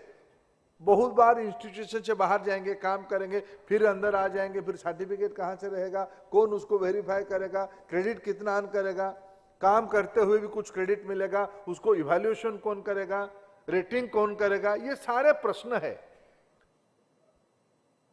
ये प्रश्न की एक थियोरिटिकल रास्ता व्यवस्थापकों ने बनाई है, इंस्टीट्यूशंस उसको प्रैक्टिस पे लाना पड़ेगा। ये मैकेनिज्म को इंप्लीमेंट करने में टीथिंग प्रॉब्लम होगी, लेकिन एक बड़ा काम करने के लिए छोटा दिक्कतों को सामना करना ही पड़ेगा, उसकी कोई शॉर्टकट नहीं है, लेकिन उसको बनाना भी पड़ेगा। बनाने वाले लोग यहां बैठे हैं। मैं इस मोह में आया हूं, आपार में 25 करोड़ लोग हो गए इसलिए नहीं। मैं सचिव महोदय को निवेदन किया था एक बार, ये क्रेडिट आर्किटेक्चर को सफल बनाने के लिए कैसे हमारी इंस्टीट्यूशंस खुद की तैयारी कर रही है। सबने कुछ ना कुछ किया है, लेकिन मेरा अपेक्षा रहेगा, मैं यूजीसी चेयरमैन महोदय को बार बार अनुरोध करता हूं, एआईसीटी को कहता हूं, अगले एकेडमिक ईयर से यानी 24-25 एकेडमिक ईयर से सभी संस्था धीरे धीरे टाइम बाउंड यानी 2-3 साल के अंदर फेज वाइज क्रेडिट आर्किटेक्चर को अपने वहां सेटल करवाइए। प्रॉब्लम होगा, फिर मैं कह रहा हूं, लेकिन प्रॉब्लम होगा तो उसको हिलाएंगे नहीं, उसको सेटल करेंगे। उस डिसरप्शन को वे फॉरवर्ड बनाएंगे। फ्यूचर उसमें कैसे निकलेगा, रास्ता निकलेंगे, आप ही को निकालना पड़ेगा। दूसरा, किसमें क्रेडिटाइज करेंगे। हमारे तो एकेडमिक इंफ्रास्ट्रक्चर का एक रास्ता है, आर्किटेक्चर है कि यूजी को कितना लेवल माना जाएगा, पीजी को कितना लेवल में क्या पढ़ाया जाएगा, ये सब आपने और कई सारे इंस्टीट्यूशंस की तो ऑटोनॉमी के कारण आप कर भी लेते हैं, अच्छा भी करते हैं। लेकिन जिसको हम अभी तक एक्स्ट्रा करिकुलर कहा था, जिसको आपने इलेक्टिव कहा था, जिसको हमने इसको पढ़ लेने से भी चल सकता है, इसको कहा था, अभी एनईपी की रिकमेंडेशन से जो हमारी स्टीयरिंग कमेटी बनी थी, एनसीएफ बनी थी, एनसीएफ ने एक मौलिक सुधार किया है, एक फंडामेंटल पैराडिग्म शिफ्ट किया है। अभी तक स्कूल्स में language, science, social science, environmental science और मैथमेटिक्स पढ़ाया जाता था। अगले एकेडमिक ईयर से उसमें और 3 विषय फॉर्मली एज ए सब्जेक्ट जुड़ेगा। फॉर्मली अभी भी है वो, लेकिन वो चल सकता है, कैटेगरी में है, इलेक्टिव कैटेगरी में है, एक्स्ट्रा करिकुलर कैटेगरी। वो एक्स्ट्रा शब्दों को एनईपी ने छोड़ दिया है, सब करिकुलम के हिस्सा होगा। What are they? खेल। अब खेल को आप तो अभी तक कहे हो कि भाई खेलते हो, पढ़ाई कब करते हो। अभी एनईपी ने, आप लोगों ने हमको रेकमेंड किया कि भाई खेल को भी आप सब्जेक्ट बनाओ, उसमें डिग्री करो, सर्टिफिकेट दो, क्रेडिट भी दो, ज्यादातर क्रेडिट आएगा उसमें। आपने आर्ट को भी कहा है ये एक सब्जेक्ट है, स्पोर्ट्स आर्ट्स दोनों का है। आपने स्किल को भी कहा है। स्किल, कभी कभी हमारे सेक्रेटरी कहते हैं कि स्किल मिनिस्ट्री आने वाले 5-6 साल के बाद बंद करना पड़ेगा। क्यों? एजुकेशन ही स्किलिंग करना शुरू करेगा, पढ़ाई से स्कूल स्किलिंग होगा। ये कृष्णन साहब के विभाग, मैं अभी कह रहा था उनको, आप दोनों विभाग दुनिया में आने वाले दिनों में 25 साल में क्या होगा, आप सब पढ़ते भी हो, पढ़ाते भी हो, पढ़ते भी हो। आने वाले 25 साल में दुनिया में डिजिटाइजेशन की चरम पहुंचेगी। एआई कहां तक पहुंचेगा अभी हम अनुमान करना मुश्किल होगा। 5 साल पहले चैट जीपीटी किसी ने नहीं जानता था, थोड़ा थोड़ा उसकी दूसरा कुछ नाम होता था। किसी ने कहा उसको पहले हम लोगों ने समराइज कहते थे। 500 पेज की किताब को एआई के माध्यम से हम 50 पेज कर सकते थे, उसको हम समराइजर कहते थे। अभी वो चैट जीपीटी के नाम पे आ गया है। और आने वाले दिनों में एआई कहां तक किसी को ले जाएगा बहुत सामान्य लोगों को मालूम नहीं है, डोमेन एक्सपर्ट को मालूम है। अभी भारत सरकार की बजट घोषणा के मुताबिक शिक्षा विभाग 3 सेंटर ऑफ एक्सीलेंस बना रहा है एआई के, एग्रीकल्चर पे, अर्बन इंफ्रास्ट्रक्चर पे और हेल्थ केयर पे। उसमें मेटी हमारे साथ और बिगर पार्टनरशिप में आ गया। हम दोनों मिलके ये 3 सेंटर ऑफ एक्सीलेंस से कुछ नहीं होने वाला है। इस देश की जितना चैलेंज है 100 सेंटर ऑफ एक्सीलेंस बनानी पड़ेगी। इस बार बजट में 1 लाख करोड़ रुपया की एक 50 years long term loan interest free की कल्पना की गई है। तो आने वाले 25, 30, 50 साल में दुनिया में क्या होगा उसकी अध्ययन करना, उसकी डिकोडिंग करना, उसकी डिजाइन करना, उसको इंप्लीमेंट करना, ये दूसरे किसी के काम नहीं, आप लोगों की काम है। कोई नहीं करेगा, कोई नहीं कर रहा है, कोई नहीं करेगा, उसकी बेसिक जर्मिनेशन। इसीलिए नेशनल करिकुलम फ्रेमवर्क से लेके इस अपार तक ये सारे को, अभी किसी को भी मैं कभी कभी किसी विदेशी अतिथि को मिलता हूं, मैं उनको कहता हूं I am in charge of 350 million youngsters. वो 2 मिनट मेरे को दिखता है कि मैं सच कुछ नंबर मेरे से गलती तो नहीं हो गया, क्योंकि उनकी देश की आबादी, उनके कॉन्टिनेंट की आबादी इतनी है, देश क्या है। वो 3 बार मेरे को दिखते हैं हमारे स्टूडेंट्स यानी यंगस्टर्स, उसमें से फिर उस एज ग्रुप के कुछ लोग पढ़ाई में नहीं है। यह हमारी चैलेंज है। इसलिए मित्रों आज अपार एक लंबी रेस की लंबी दूरी जाने के लिए आज हमने एक व्हील बनाई है। ये व्हील है, ये व्हील में हम लोग उसको, उसकी ताकत को समझे। इसमें फोर्स निकलेगी, इसमें एनर्जी निकलेगी, एनर्जी फोर्स निकलेगी तो न्यू आइडियाज भी आएगा। न्यू आइडियाज की ब्रीदिंग ग्राउंड आपके पास है, आप उसकी मेंटर हो। इसलिए सिर्फ आज एक हम आइडेंटिटी नंबर नहीं बना रहे हैं, हम एक नई दुनिया की ओर बढ़ना शुरू किए। कभी सोचो दुनिया ने 53 डीपीआई बनाया, उसमें से 19 हमारे पास है, आप ही लोगों ने बनाया, आपकी कोई स्टूडेंट ने बनाया होगा या आपकी कोई पुराना स्टूडेंट ने बनाया। हमारा सेंट्रल स्कूल वाले, केंद्रीय विद्यालय वाले, विशेष करके एनसीईआरटी वाले क्लेम करते हैं सारे ब्रह्मांड के ज्ञान एनसीईआरटी से आए हैं। अभी भारत में जो विद्यार्थी चंद्रयान में सफल हुए हैं वो तो पढ़े होंगे ना एनसीईआरटी की किताब। अभी अभी प्रधानमंत्री जी अबू धाबी में आईआईटी की कैंपस लोकार्पण कर रहे होंगे या दिखने जाएंगे या उनके बच्चे उनको मिले। अभी आज आईआईटी लोकार्पित होगा अबू धाबी में। कुछ दिन पहले अबू धाबी की मंत्री उनके बच्चों को लेके आए थे हमारे देश में आईआईटी दिल्ली दिखाने के लिए। मैं भी था उनको स्वागत करने के लिए, बच्चों को मैं भी मिल के आ जाऊं, हमारे देश में आए हैं। तो उन बच्चों को उस मिनिस्टर महिला थी, वो समझा रहेगी कि जानते हो बच्चे आप कहां आए हो, आप आईआईटी आए हो, आप आईआईटी आए हो। आप आईआईटी क्या है, आईआईटी को एक्सप्लेन करते हैं। आईआईटी ग्लोबल सीईओ बनाता है, सुंदर पिचाई बनाती है। तो आने वाले दिनों में दुनिया की जो सारे अच्छा काम होगा उसके पास अपार आईडी होगा, मेरा भरोसा है। यानी इंडियन एजुकेशन सिस्टम से जाएगा, वो एनसीईआरटी की किताबों से जाएगा, वो आप जैसे इंस्टीट्यूशंस के माध्यम से आएगा और सबके पास अपार आईडी होगा। इसी बड़े दायित्व के साथ हम सब मिलकर काम करेंगे। बहुत धन्यवाद।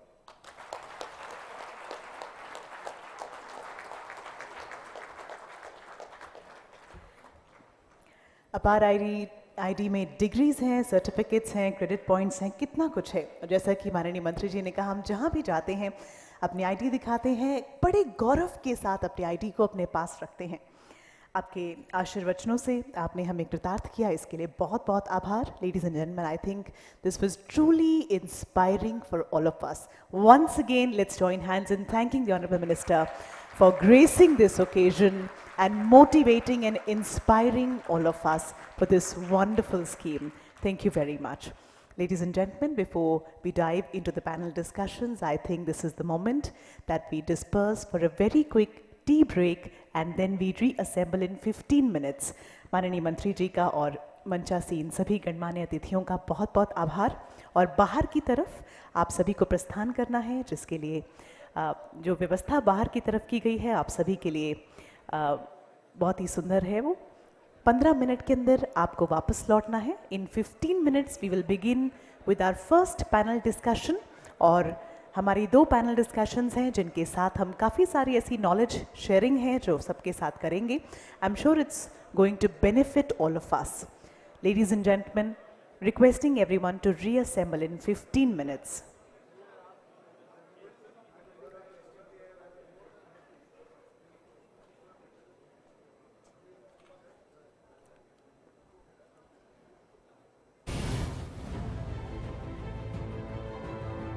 It is based on government's open API policy to ensure swift, transparent and secure exchange of information across diverse digital domains.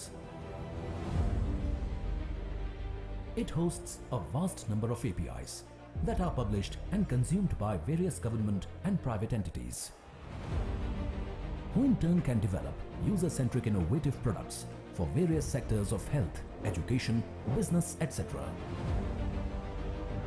For instance, APIs of CoWIN platform powered several vaccine scheduling apps, which ensured that India could fight the pandemic effectively.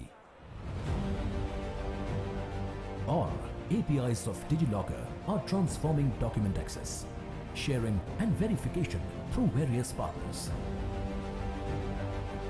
API Setu connects Umang, DigiLocker, GST, CBSE, etc.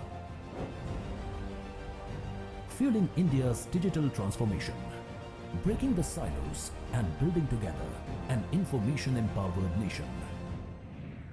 API Setu.gov.in.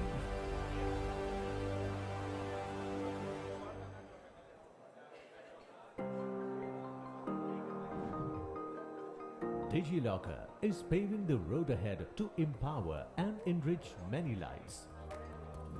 Towards digital progress, it has emerged as the hero by helping citizens with faster service deliveries in paperless and presenceless mode. Witnessing exponential growth even during the pandemic, with millions of users already registered and accruing its immense benefits. You see, DigiLocker has now become one of the key components of the e-governance ecosystem. A transformative governance game changer that is revolutionizing every sector, plus proving as a boon for all the students and lays unique support for India's growing fintech sector. Moreover, DigiLocker is designed with all the necessary security measures to keep your data protected and safe. So, what are you waiting for? Access a range of documents such as educational and personal certificates, pension and bank statements, identity documents and many more in digital form. This means your documents travel safely with you on your smartphone. Download today.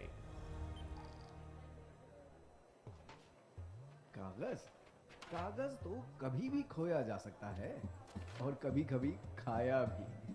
फिर लगाओ चक्कर पे चक्कर, प्रतिपल बस एक प्रतिलिपि।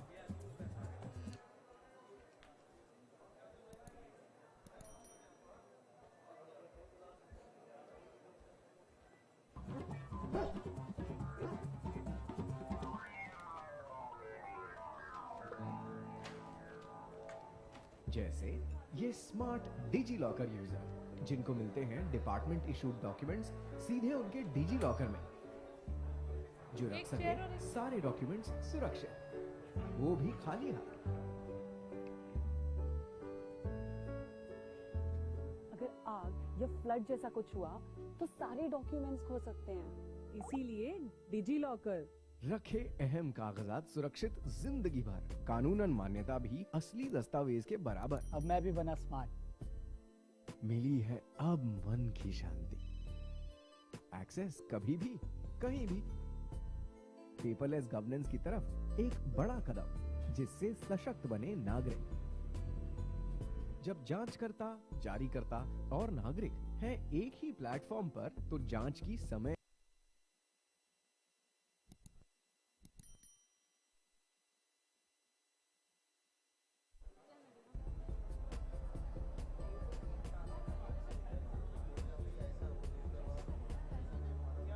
ये है डिजी लॉकर की पावर। चाहिए सिर्फ डिजी लॉकर अकाउंट यूज कीजिए कहीं भी और कभी भी।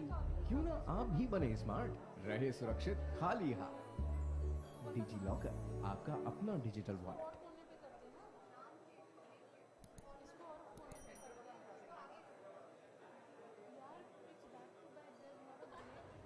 Guys, I have a great news.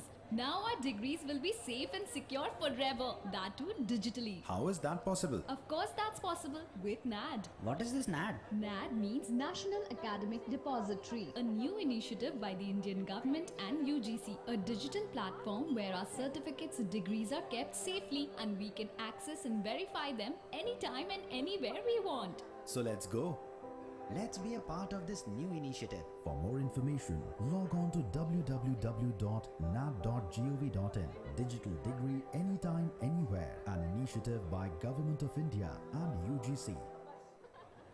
Guys मेरे पास एक बहुत अच्छी न्यूज़ है। अब हमारी डिग्रीज हमेशा के लिए सेफ और सिक्योर रहेंगी, वो भी डिजिटली। ये कैसे हो सकता है? बिल्कुल हो सकता है, नैड से। नैड क्या होता है? नैड यानी नेशनल एकेडमिक डिपॉजिटरी, भारत सरकार और यूजीसी की एक नई पहल। एक ऐसा डिजिटल प्लेटफॉर्म जहां हमारे सर्टिफिकेट्स और डिग्रीज को सुरक्षित रखा जाता है और हम उनको एक्सेस और वेरीफाई करा सकते हैं कभी भी कहीं भी। तो आओ चले एक नई पहल का हिस्सा बनने। अधिक जानकारी के लिए www.nad.gov.in पर लॉगिन करें। डिजिटल डिग्री कभी भी कहीं भी, भारत सरकार और यूजीसी द्वारा जनहित में जारी। Information is the currency of the knowledge age. API or Application Program Interface form the backbone that enables interoperable ecosystem of data, applications and processes. API Setu is one such open API platform from mighty Government of India that aims to bring digital transformation. It is based on government's open API policy to ensure swift, transparent and secure exchange of information across diverse digital domains. It hosts a vast number of APIs that are published and consumed by various government and private entities, who in turn can develop user-centric innovative products for various sectors of health, education, business, etc. For instance, APIs of CoWIN platform powered several vaccine scheduling apps, which ensured that India could fight the pandemic effectively. Or APIs of DigiLocker are transforming document access, sharing and verification through various partners. API Setu connects Umang, DigiLocker, GST, CBSE, etc. Fueling India's digital transformation, breaking the silos and building together an information-empowered nation. API Setu.gov.in.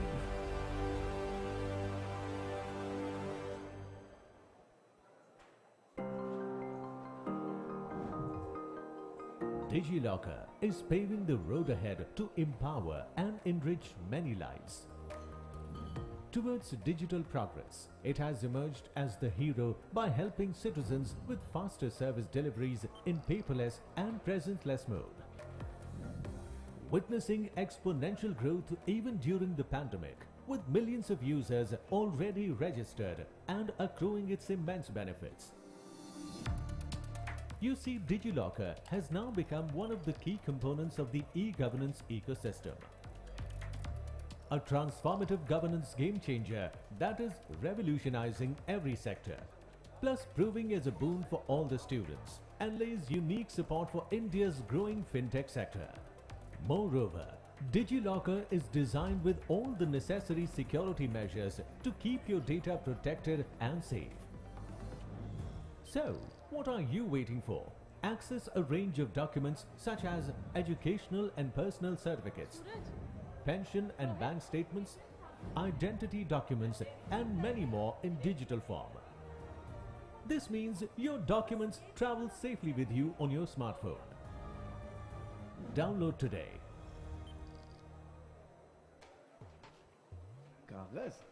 कागज तो कभी भी खोया जा सकता है और कभी कभी खाया भी। फिर लगाओ चक्कर पे चक्कर। प्रतिफल बस एक प्रतिलिपि।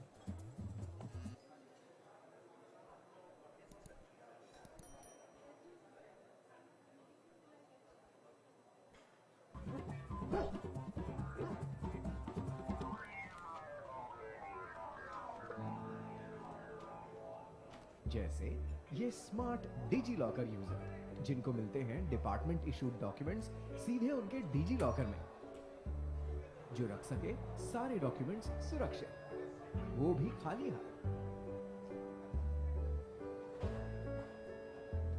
अगर आग या फ्लड जैसा कुछ हुआ तो सारे डॉक्यूमेंट्स खो सकते हैं, इसीलिए डिजी लॉकर रखे अहम कागजात सुरक्षित जिंदगी भर, कानूनन मान्यता भी असली दस्तावेज के बराबर। अब मैं भी बना स्मार्ट। मिली है अब मन की शांति। एक्सेस कभी भी कहीं भी। पेपरलेस गवर्नेंस की तरफ एक बड़ा कदम, जिससे सशक्त बने नागरिक। जब जांचकर्ता, जारीकर्ता और नागरिक हैं एक ही प्लेटफॉर्म पर, तो जांच की समय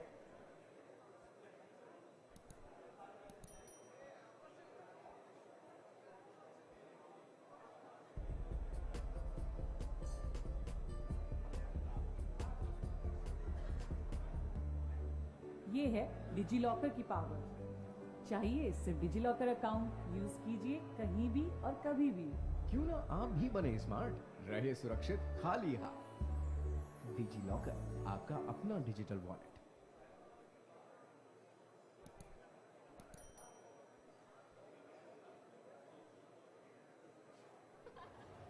Guys, I have a great news.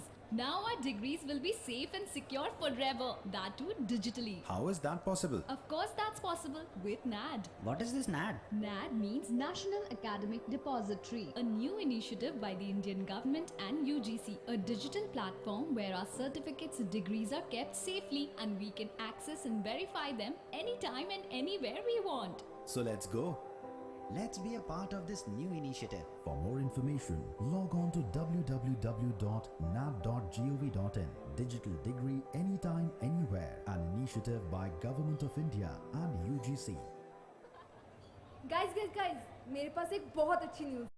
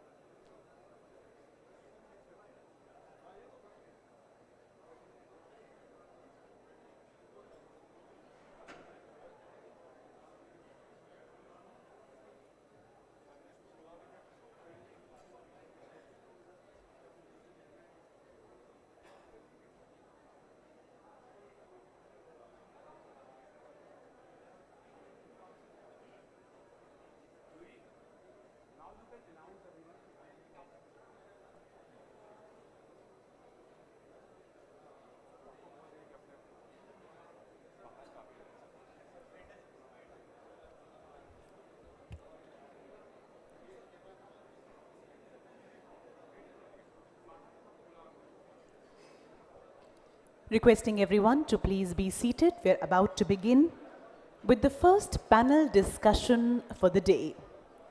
The topic for which is APAAR ID credit system linkage with job profiles. सभी से निवेदन है, हमारे जितने भी गणमान्य अतिथि आज यहाँ मौजूद हैं, प्लीज़ आप सब लोग बैठें। अपनी पहली पैनल डिस्कशन की अब हम शुरुआत करेंगे। जहाँ तक भी आवाज़ पहुँच रही है, बाहर की तरफ काफ़ी लोग खड़े हैं। हम सभी से निवेदन करते हैं कि प्लीज़ आप सब लोग बैठें, व्यवस्था को बनाएं और जो पहली पैनल डिस्कशन है उसे हम जल्दी ही अब शुरू करने जा रहे हैं।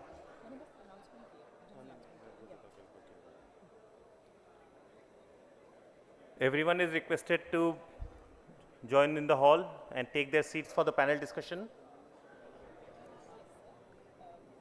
I request everyone to join the hall for the panel discussion. Praveen, we may suspend the tea and coffee services and request everyone to come in the hall.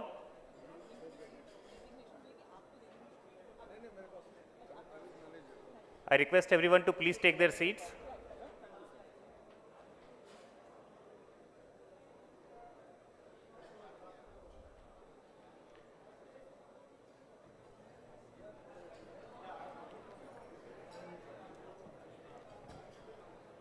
Gentlemen, ladies, we are already exceeding the time. I request you all to return to the hall for the panel discussion to begin.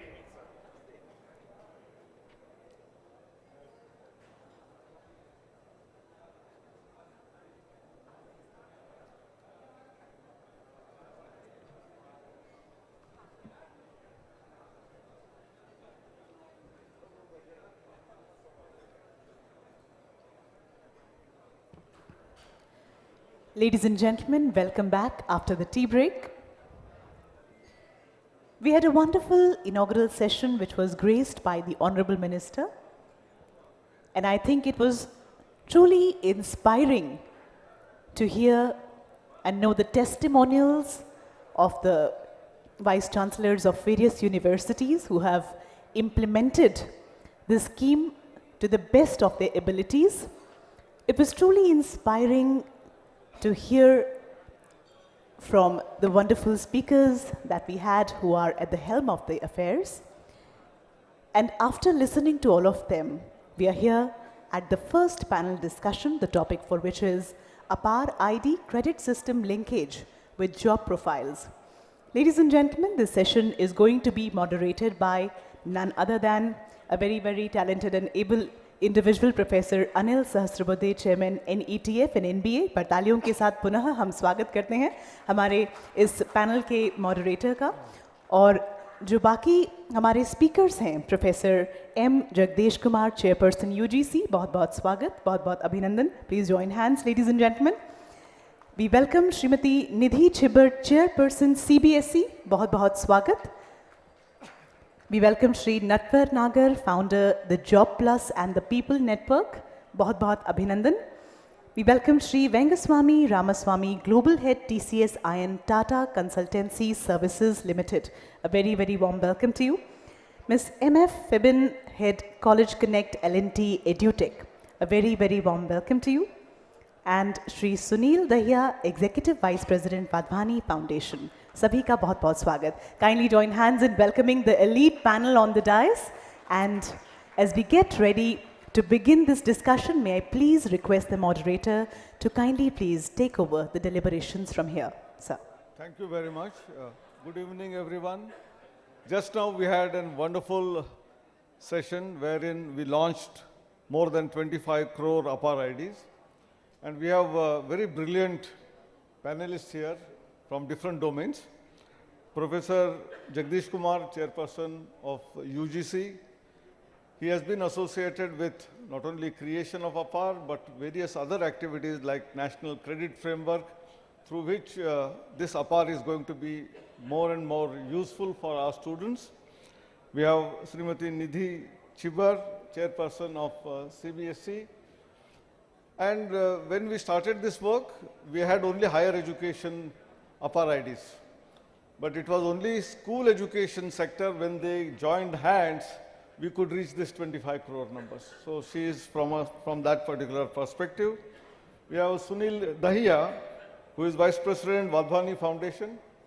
We had long association with Wadhwani Foundation for development of entrepreneurship, creation of startups, but how that area can be taken care of through this particular APAAR ID, we will see with you.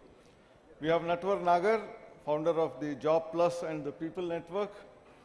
He has been associated with school and skill development, so very, very exciting one, which our Honorable Minister was talking about, how skill development can become part of this APAAR ID through Siddha portal, and how we will integrate that. We have with my side, Sri Venguswamy Ramaswamy, Global Head of TCS ION. I know our association goes back to a very long time when I was in College of Engineering, Pune, and this TCS ION was very new, lots of teething trouble, but it has come a long way, so he will be talking about how it can also get integrated with all of this. We have Ms. Febin, Head of College Connect. She takes care of L&T EduTech. So how industry perspective in terms of not just software, hardware type of activities can also be integrated into this. She will be able to deal with that. I have some questions, but nevertheless, I will start with the Chairman UGC, because that is where we want to start. So we have now APAAR ID. We also have the multidisciplinary education and multiple entry exit, which National Education Policy talks about. How making use of APAAR ID, we can support this multidisciplinary education as well as what we say as multiple entry and exit. There are a lot of challenges, so how do we address them? Right. Let me put the topic in the right context. So whenever we think about a university, what comes to our mind? A congregation of young people who are eager to acquire knowledge, and then senior experienced people. And then if this congregation of people also consists of not only local or national but international people, then it is truly a university. That is why we call it a Vishwavidyalaya. And if you look at the globally, in India we had universities starting from 5th to 7th centuries, Nalanda, Vikramshila, Takshila, and so on. And the first ever universities started appearing in Europe in 11th century with the University of Bologna, and later we had in 12th century University of Oxford and Cambridge. And from 17th century onwards, in the university system, as compared to what it used to be originally in the university system, the competencies were measured, but no degrees were given. But from 17th century onwards, there was a lot of emphasis on degrees and people studying a single discipline for longer duration and so on. But today we have come back to the original scheme of acquiring multiple kinds of competencies, skills, and knowledge. And when we want to make our students acquire multifaceted knowledge and skills, the only way we can do is provide them more freedom, flexibility, and choices. And in that context, credit is a fundamental unit which is measured, which is used to measure the learning outcomes of a student and the time that the student spends in acquiring these learning outcomes. UGC, it announced the National Credit Framework last year in April, and since then we had a large number of seminars and workshops across the country creating awareness about why we need to implement this National Credit Framework. Since we want to provide our students multidisciplinary education and we want to focus on acquiring skills and competencies, not just only degrees, it is time for the universities themselves to reform and provide the kind of education that our students are aspiring to acquire. And that is possible only when we interface the National Credit Framework with the digital technology. And that is what we are doing today. The integration of the academic bank of credits with the national credit framework provides an opportunity for the students to acquire credits from multidisciplinary areas, store them in this academic bank of credits, accumulate them, and once these credits reach a certain threshold, then they become eligible for awarding of different kinds of qualifications. It could be undergraduate, postgraduate, doctorate, and so on. Or students can simply acquire these credits and become employable, because if you globally see, the hiring trends are also changing. They are not focusing on what kind of degree you have or from which institution you have. They are looking for the skill set and the knowledge base that you have, and that can be acquired by simply accumulating the credits. And today we also have the concept of micro-credentials.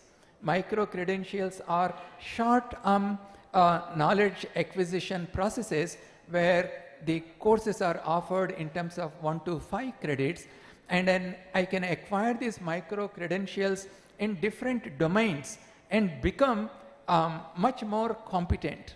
And there are so many organizations today offering these micro-credentials, and that is what we want to bring to our higher educational institutions. So when we announced the higher education qualification framework, we said students can do a major by acquiring 50% of the total program credits in a particular discipline, and the other credits they can acquire through online means, through physical means, through hybrid means, different kinds of skill sets by acquiring these credits and become employable.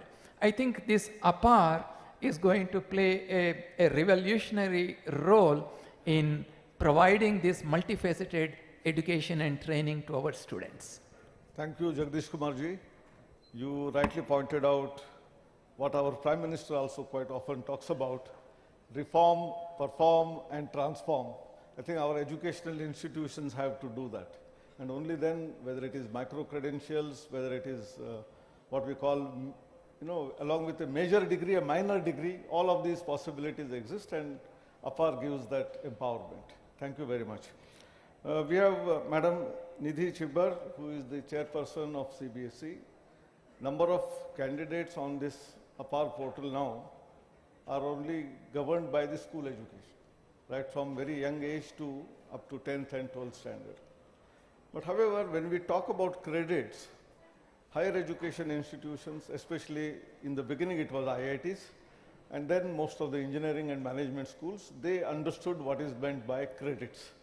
When it comes to school education, how, madam, you are envisaging that you will train our teachers, faculty members, principals in order to adopt to first understanding of the credits, and then how do they get onboarded onto this platform of APAAR? Over to you, madam. Yes, as you rightly said, school education is late entrant into the credit system. And just late last year, the school education department notified the National Credit Framework for schools. So we are a bit behind the higher education system. But we have already started working on it, and we have started primarily, first of all, with the middle school level, because NEP envisages starting skill education, which we are all focusing on building competencies right from classes 6 onwards. So that is where our focus is right now, and this is in alignment with NCRT. As you are aware, NCF has come out and new syllabus and textbooks are in preparation, and the middle level will be the first one which will come in the public domain. So we have already made a template. If you're aware, we released SOPs on how to creditize for the secondary classes, and we are using the same template to now sensitize with minor adaptations and modifications our schools on how they would be creditizing the learnings of the child, particularly in the skill domain. How do they creditize? And then the new dimension which has come in, the expansion of ABC to the school education system, so that the credits which the child earns goes into the ABC, and then their APAAR ID being created as a single identifier, which will enable them to access these credits, and not only them, but as they move ahead in the school system, these will be able to mark the capabilities which have been acquired by the child, and it will be a gradual thing. So we have just started. We are going to implement it next academic year in the middle school system, and gradually as NCRT releases the syllabus and textbooks for the secondary, we will move to the secondary. But yes, it's a work in progress. A lot of hand-holding is required. And we will be also coming up with specialized training programs for the teachers, because it is important for them to know how to impart trainings and skills, and more importantly, how to assess them and award credits. So that program, we are working on it, and will be shortly sharing with our own schools. Thank you, Madam Chibar. You absolutely rightly said that although it's a late starter, that is a starting point for our education system. And I'm sure by next year, a lot of awareness programs and also hand-holding, mentoring by other institutions, NEGD, as well as some of the universities who have already taken a step forward. They may help nearby schools, and we will be able to engage with all of them. Thank you very much for that.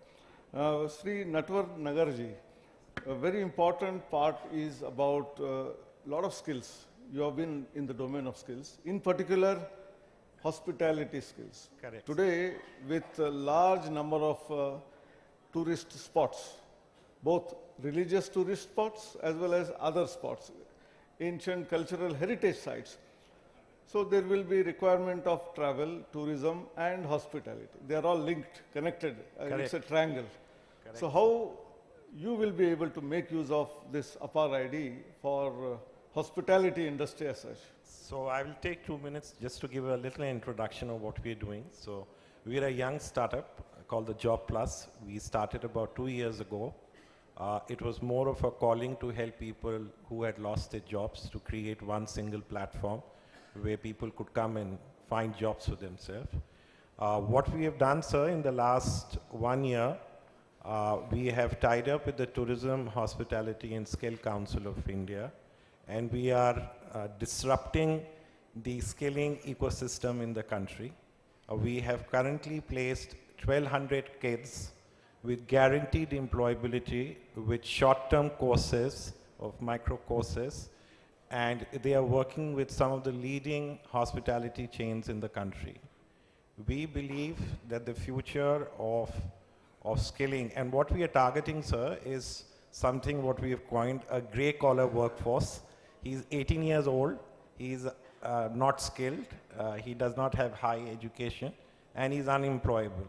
So what we have done, we are skilling them, we are educating them with one functional skill. So he doesn't need to, for example, let's say in a hospitality you do F&B service, he will only do a basic NSQ level 4 course, and he's guaranteed in employability. And the beauty of this program, sir, it is all industry-led. So it is no sponsorship, there is nothing free. The child comes, he knows where he will be going, what area he will be working on, what is the salary he would be doing it. So it's directly connected to youth employability. And we believe that if we can tie up, and we've been invited, thank you so much, we've been invited by the Ministry of Education to be a part of the Swayam Plus platform, where we are directly linking the student to do his education and learning and get a direct employability. So that's what we're doing, sir. Thank you, Natwar Nagarji. You beautifully explained how not only hospitality industry, but many micro credentials can be obtained. Correct. And they will be posted onto the APAAR ID or ABC. Absolutely. And then from that, for employability, it will be very, very useful. So the market size for employability in the service hospitality sector in the next 7 years is 50 million jobs. See, what a fantastic opportunity that exists. So we would just request if we can have like what the level of excellence STEM did with IITs and IIMs, which built a reputation because there were academics which were of very high quality. There were centers of excellence. If something can be looked into the area of the softer skill, because the chances of success for students across the spectrum will be much higher to gain employability. Absolutely. So that's what we would seek, sir, from you. And also from white collar and blue collar, you have grey collar. Grey collar. Also another new area which you will be able to address. We have from TCS, Venguswamy, Ramaswamy, good old friend, TCS Iron Man. Now, all the IT industries as well as others today are not looking at your degree certificates, but look at some of the skill sets which they have acquired maybe through some of the certifications. And when you go for job interviews, placements, I think you are not even going to placements these days to institutions, but conduct a test directly, and even a student from as far as Nagaland also gets a job in TCS, which was unheard of. So there is a use of technology which has been eminently used by TCS. So throw some light about how you can integrate with our APAAR platform and how we can create more employability for our graduates. Thank you. Actually, we are very thrilled with this concept of one nation, one student ID. The opportunities are plenty. I will put these opportunities in two buckets. One is the efficiency bucket, another is the effectiveness bucket. Just imagine a youth joining a company like TCS.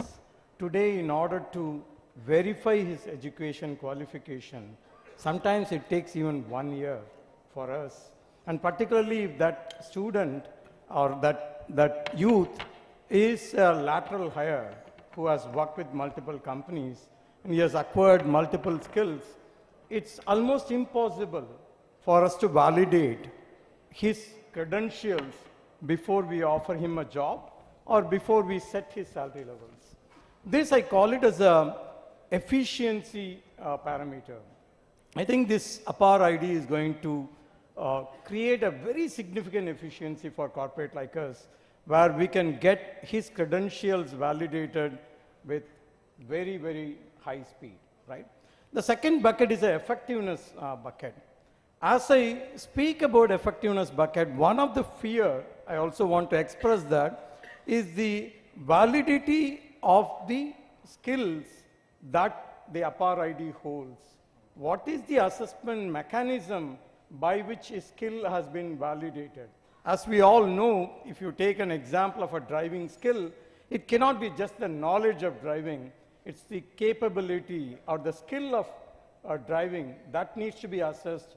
And the APAAR ID, when we go and check, need to have that capability. But if we can get this right, an APAAR ID becomes a very true indication of the knowledge and skill that the individual possesses, the effectiveness of the hiring itself will go significantly. So it's a great opportunity, not just for the freshers hiring in corporates, but also for the laterals hiring that we do in very, very significant numbers. Those are my initial thoughts. Thank you very much, Venguswamy. In fact, you rightly pointed out both efficiency and effectiveness are very crucial for employing persons in an industry. And this APAAR ID is something like a passport for jobs, for entrepreneurship, for a variety of purposes, because you want to know the skill sets that a student has earned while in a college or a university, but also beyond that, when he was in employment in some other organization, what all reskilling, upskilling has been happening is also accounted for. So thank you very much. We have Madam Fabian. You are from the L&T Academy. And we all see that in especially hardware industry, there are different skill sets which are required to be acquired by the students before they are employed. Unlike in the IT skill sets, which are slightly different, some may be common. Maybe communication skill is important, but some of the hard skills which are also relevant, how they can be incorporated into the APAAR ID and make use of that for the maybe auto industry, maybe the manufacturing industry. Thank you, sir, for that question, because I myself come from the brick and mortar industry. Like I'm a civil engineer, joined L&T Construction 30 years back. So it's really the hardware part. And we believe at least that first of all, our country has to actually leaps and bounds. We have a lot of talent. We have the requisite, regulations, everything. But how can we really, as you rightly said, get the right skills in terms of the hardware? So today, it's the truth that computer science and IT is where the children really want to go, the parents want to put their children, etc. But if we have to make our country much more, better and everything, the infrastructure, the manufacturing, we are talking about green hydrogen, we are talking about EVs, we are talking about 5G, we are talking about chip, we are talking about a lot of things, data centers. These are the emerging techs that we are talking about, but at the same time, it's very important that the knowledge and skills or the hands-on that is required for the students or the children to really come out of their institution and then start performing in a job or as an entrepreneur or doing a research. It's very important that they really know how they are going to apply this education. So this is where I feel when I heard about APAAR, and actually I connected it with the micro-credentials which Sir was talking about, I think that's a great opportunity. L&T, as you know, it's an 80+ years organization. Okay. So we have come a long way. Though we may be a conventional engineering company earlier, but today we are transformed in digital space in terms of applying AI and everything. Even in construction, we print buildings, a lot of things that we do. And this EduTech was basically formed, how can we actually take these with all the 18 business verticals, the experienced people, how can we take some of it to the students and give them that opportunity to interact with the industry, to go and visit some of the projects that we are doing. So that's where I feel this hardware part will come. And the application, to be frank, we employ about 25,000 freshers every year. And we find a lot of difference when we sit in interview panels that the children are smart, the children have access to so much of, today a lot of certifications, a lot of courses, a lot of things online, but connecting a fundamental to the application, including mathematics or physics. I mean, why are we learning differential equations or what is this curve, or, I mean, it's really exciting actually if we can convert all that. And that's where I feel that this APAAR is a great initiative. And in EduTech, we actually have come up with more than 4,000 hours of content in terms of the industry, people talking about few things, structured as credit programs for institutions, whoever can take it. So I think with all this, we'll be able to, while before employment, like what Sir was saying, can we quickly look at these skills? Today, when a fresher joins L&T, say a graduate engineer trainee, say an electrical engineer joins or a mechanical engineer joins, he or she doesn't know what they're going to do. But with NEP and with minors and the major or honors coming up, a civil engineer can look at transportation or a geotechnical, an electrical engineer can look at power systems, mechanical can look at different things, industrial IoTs. There are so many things, and we can actually guide them. And the businesses can pick up the skill sets and mold these students accordingly, so that we are not looking at just entry-level jobs, according to me. It is their life and the career. So it's just not that I get into a job, but how do I really become an expert there? So I think that's where this data will be so much important and relevant in terms of linking the skills, knowledge, as well as the actual things that we're going to do. Thank you, Madam Fabin. There is one more grand opportunity which exists both for students as well as especially hardware industry, that of providing internship opportunities. We keep saying that our students are not employable because they have a lot of theoretical knowledge but not the practice-oriented knowledge. So this is a grand opportunity. You can do discovery of which students are the right candidates for internship in your organization. Give them that opportunity and they will start working from day one. Most useful products from out of that. Correct, sir. We are actually, we have defined a journey wherein we start intervening from the first semester, but as you rightly said, when they come to the 8th semester, they get that opportunity, some of them, but we want it to be earned opportunity rather than everybody getting into it. That's how we plan it. Let me come to Sunil Dahiyaji. Venguswamy already talked about effectiveness and efficiency. Now, today we are all talking about artificial intelligence, and there is a portal of APAAR. How linking these two together can we increase effectiveness and efficiency? Can you throw some light on that? Thank you, sir, for asking me this question, and thank you for giving me this opportunity. So, just a step back, we are a Vadhwani Foundation, we are a global philanthropic organization working in many countries and driving entrepreneurship, skilling, innovation and research. So now coming to the question, sir. Exactly, the way AI can bring power to the APAAR ecosystem right from learner, counselor, parent, employer, trainer and mentor. So I'll put all people, all stakeholders who are responsible to make this transformation happen. So AI is playing a major role, and in fact that's where what we are glad to share with you is portals like Skill India Digital, portals like Swayam, portals like Bharat Skills. What we are trying to do is give the power of learning. It's called co-pilots in the terms of AI. So if a student on his mobile phone has got a tutor, a co-pilot who will always answer his question irrespective of judging him or her, who will answer the questions in their own language, who will answer the questions in their own level, and this student can learn from this seamlessly.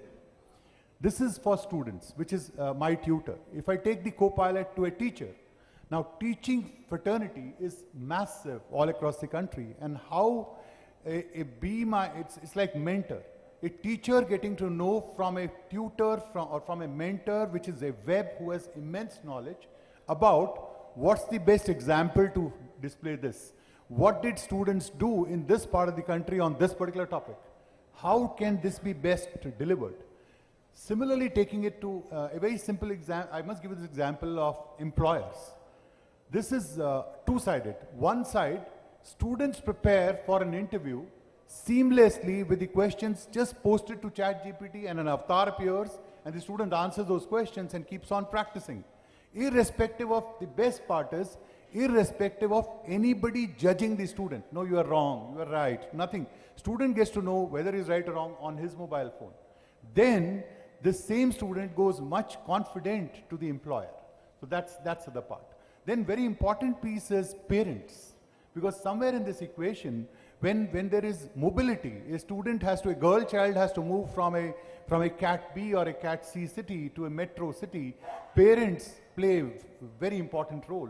And how do we connect the parents using AI, again using a co-pilot, which is also helping the parents. And finally, the last one is the mentor, which is the big problem of students joins the job, and now when 4 months, skilling ecosystem I'm talking about, leaves the job for very petty issues. So someone is needed as maybe an AI coach to mentor and guide the student not to leave for very small issues. Or for example, if he or she cannot cope up with the employer, or with their first level supervisor, should they just leave and go? Or should they have somebody to connect them, somebody to talk to, and somebody which can resolve their issues? So in a summary form, if all these stakeholders are given AI co-pilots, I think that is what we are doing, and that's the power which we bring into this ecosystem, sir. Thank you, sir. Thank you, Sunil Dahiyaji. You rightly talked about some kind of mentoring, but we today require a lot of counseling as well. And UGC has undertaken grand initiatives about providing counseling services in all the colleges and universities, because they are under, unfortunately, tremendous stress, and that starts from 10th standard or much before that. Coaching classes, then they get into some competitive exam, then when they come into the better institutes, they are found to be burnt out. And so how this APAAR ID and connecting with maybe counseling services can be integrated on one side, and on the other side, there are lots of new technologies, emerging technologies, augmented reality, virtual reality, metaverse, all are basically AI driven. How we can integrate all of them to give a support to our students. You see, from the perspective of the students, APAAR and this multidisciplinary education that we are providing them, it will open up many opportunities to the students. But from the educator's perspective, it is also an opportunity for them to introduce a lot of diverse learning components into the education of our students. Unfortunately, today, we are deep-rooted in our conventional thinking, in our educational systems. I think we need to come out of this. We are discussing here about APAAR, the credits and the job opportunities and so on. APAAR is a tool that we are providing, but taking that as a first step, the universities have to look into themselves to see how to train and educate our students so that they become more employable, because that is the biggest challenge that we have. And stress and all these things are related to this uncertainty of their future, right? So how do you make them employable? Now you have so many jobs that are coming up, and they require certain skills and knowledge base. Whereas in the university system, we teach them something else, and there is a huge gap between them. And we need to bridge this gap. And that is possible only when the educational institutions closely interact with the future prospective employers, industry and service sector and so on. And for that to happen, you know, both of them have to take the first step. The industry has to take a step. The universities also have to take a step. And to help both these sides, UGC has come up with certain schemes. For example, the professor of practice is a great opportunity now for the universities and also the industries. You don't require publications, you don't require a PhD. If you have 15 years of professional experience, you can be appointed as a professor of practice. And now when the professor of practice comes and interacts with the students, the students will have a different perspective of the world, not only the bookish knowledge that comes from their teachers. And when the professor of practice, a great professional, comes into the university, he or she is also bringing the knowledge of the huge network with which that person is associated with. So the university can open up several avenues, contact a large number of people, and bridge this gap. And for this to happen, there are two things in my view that need to be done. One is capacity building of the teachers themselves. Because many of us, including me as a teacher, we come from a system where we never thought about the importance of team building, for example. Or we always try to make our students conformists rather than challengers. What I am saying, my student should be able to stand up and challenge. And that's how new knowledge is created. So this is something that we need to do. We need to do the capacity building of the teachers so that they understand the importance of exposing the student to multidisciplinary knowledge. And two, the educational institutional leaders also have to have an open mind. They have to create an ecosystem of freedom to the faculty members to experiment with various things so that newer learning components can be introduced in the educational journey of the students. So the APAAR will provide that opportunity, and industry leaders, as we see on this stage, they can provide the opportunity to the students to see the real world. And that is where the internships play a very important role. UGC has now broadened the scope of the internships, because students, when they are studying in a university or a college, they are in an idealized world, in an ideal world. Internships will provide them an opportunity in a controlled manner to go out once in a while, experience this non-ideal world and come back. And by the time they pass out of the university or college, they already have some experience of how this non-ideal world functions. And that is where I think industry leaders such as you had to come forward, and we are working with NCVET to identify great institutions coming from industry and other sectors who can provide different kinds of training to our students. And NEP very clearly says all forms of learning can be creditized. So therefore, it is an opportunity for all of us to capitalize, to work hand in hand with the universities and provide these micro credentials in different forms. If you are able to come like you want to go to a university and offer in physical mode, you please do offer, and we give you the guarantee that those learnings will be creditized and they will be put in the ABC. So using APAAR, you can then verify the reliability of the credits that the student is earning, and many such things can be done. And I would like to assure the industry representatives here that UGC is willing to work with you and transform our higher educational system.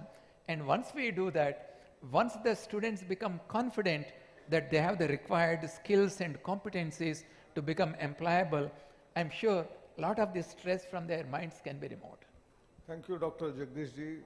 Many things you mentioned in this short duration, out of the box thinking by the faculty as well as students and leaders also as well. Therefore, their training program, how they are all linked, how industry can also participate. I think there are huge opportunities which can be created out of this platform of APAAR. At the end, you said that it is not just formal education, but other variety of learning also should be creditized. Now, Madam Nidhi ji, this is very significant and important, especially in school education. Because children at that age, right from 3 to maybe up to 16, 17, till they come into higher education system, they have huge talent. They are bubbling with enthusiasm, whether it is in sports, cultural activities, dance, drama, music. It may not be part of the curriculum.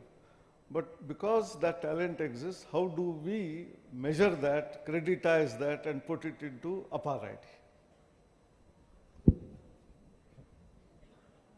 Yeah, so this is what we have been asked to do, to find out ways to creditize the non-scholastic activities, as it were, the extracurricular activities, as you very rightly said, that school is a place where students indulge in all kinds of activities besides academics. And the extracurricular activities are not so much extracurricular, they ultimately add on to the overall learning of the students. And we are trying to develop some kind of rubrics, so to say, on how to measure. It's a difficult proposition. But we have already started a small pilot in selected NVs, Navodaya Vidyalayas and Kendriya Vidyalayas, taken their teachers, talked to them, and we have discussed with them. This pilot is going on, and I hope it will provide us with that learning so that we can scale up this model and, you know, guide our teachers on how to develop some measurement tools so that the assessment takes place properly and adds value by giving credit to the student in whichever field he is good at, and then he can carry it forward throughout his school journey. So we are working on that. Thank you, Madam.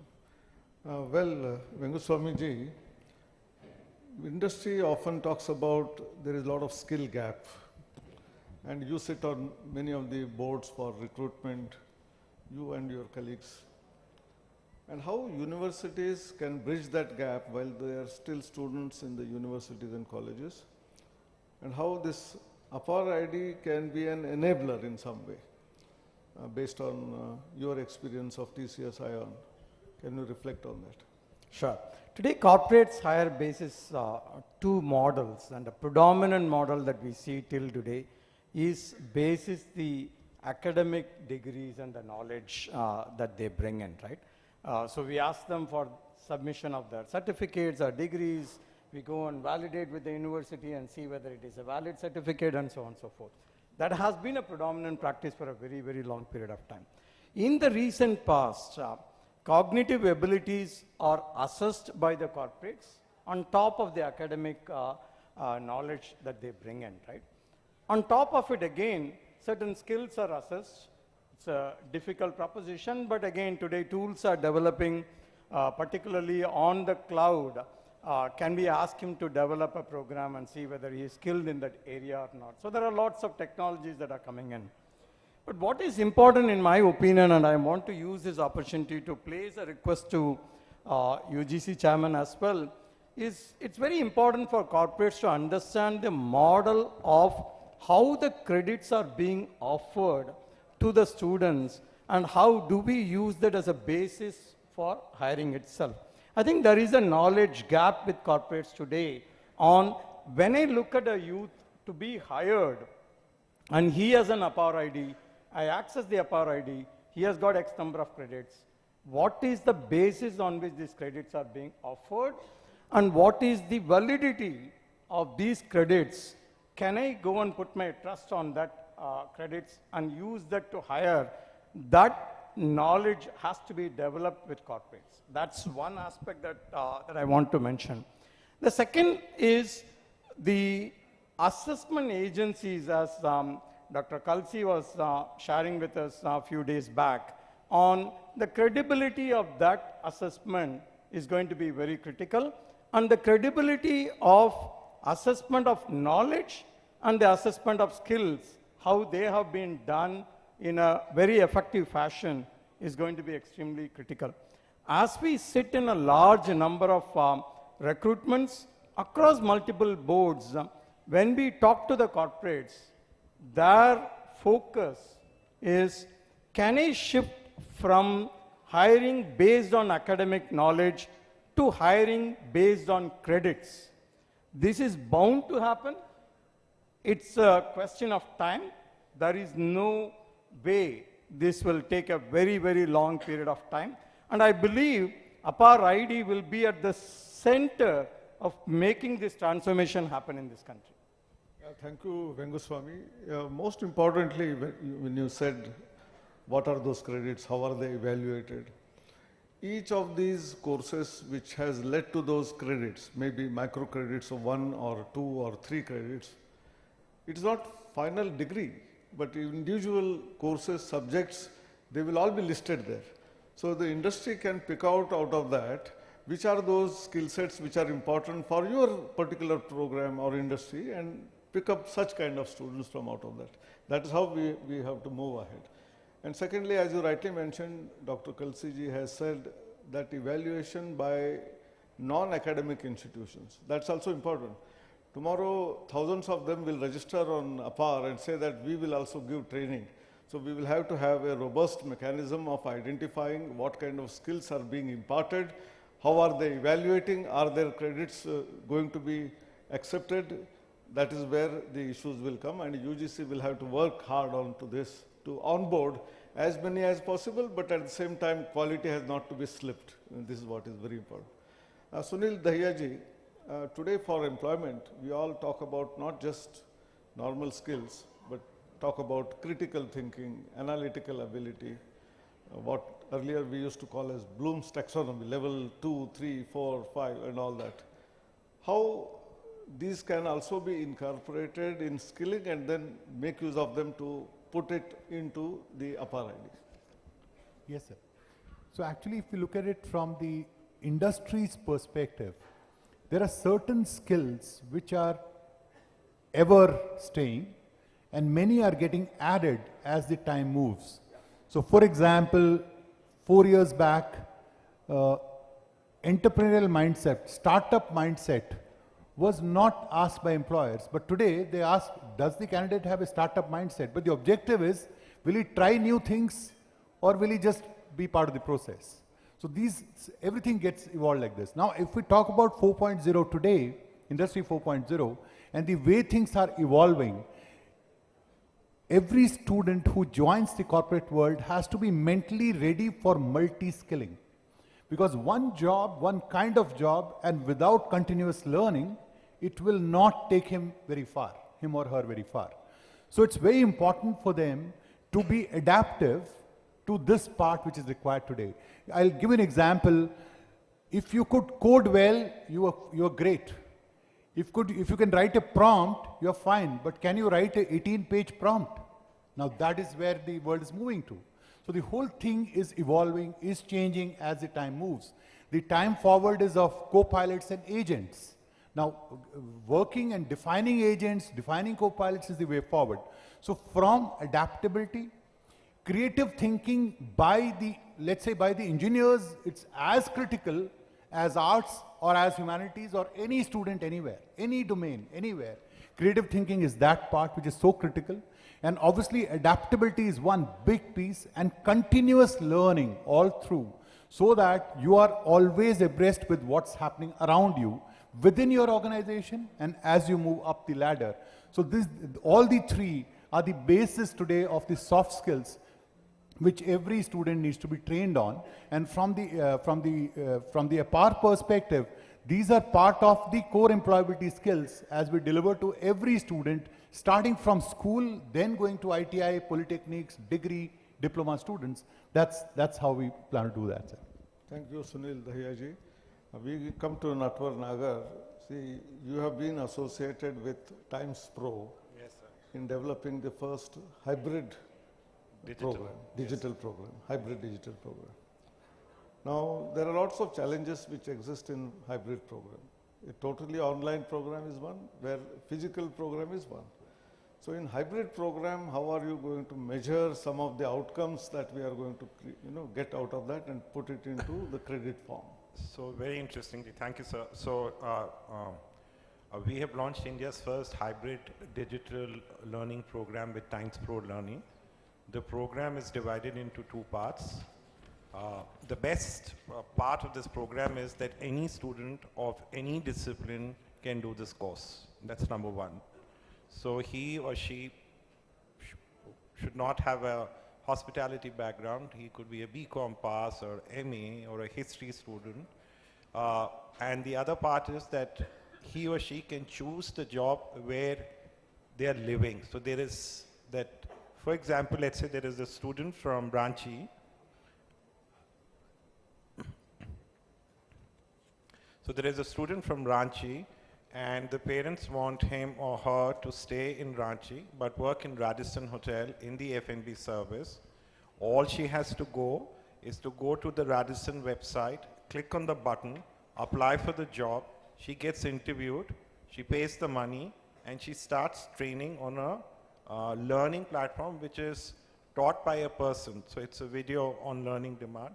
She will go through the modes of learning in the first 3 months, which have been rectified by the Tourism and Hospitality Skill Council, the course. So we have a verification process which is there. Then he or she will go for a 2 months learning program in the place of Radisson in Ranchi.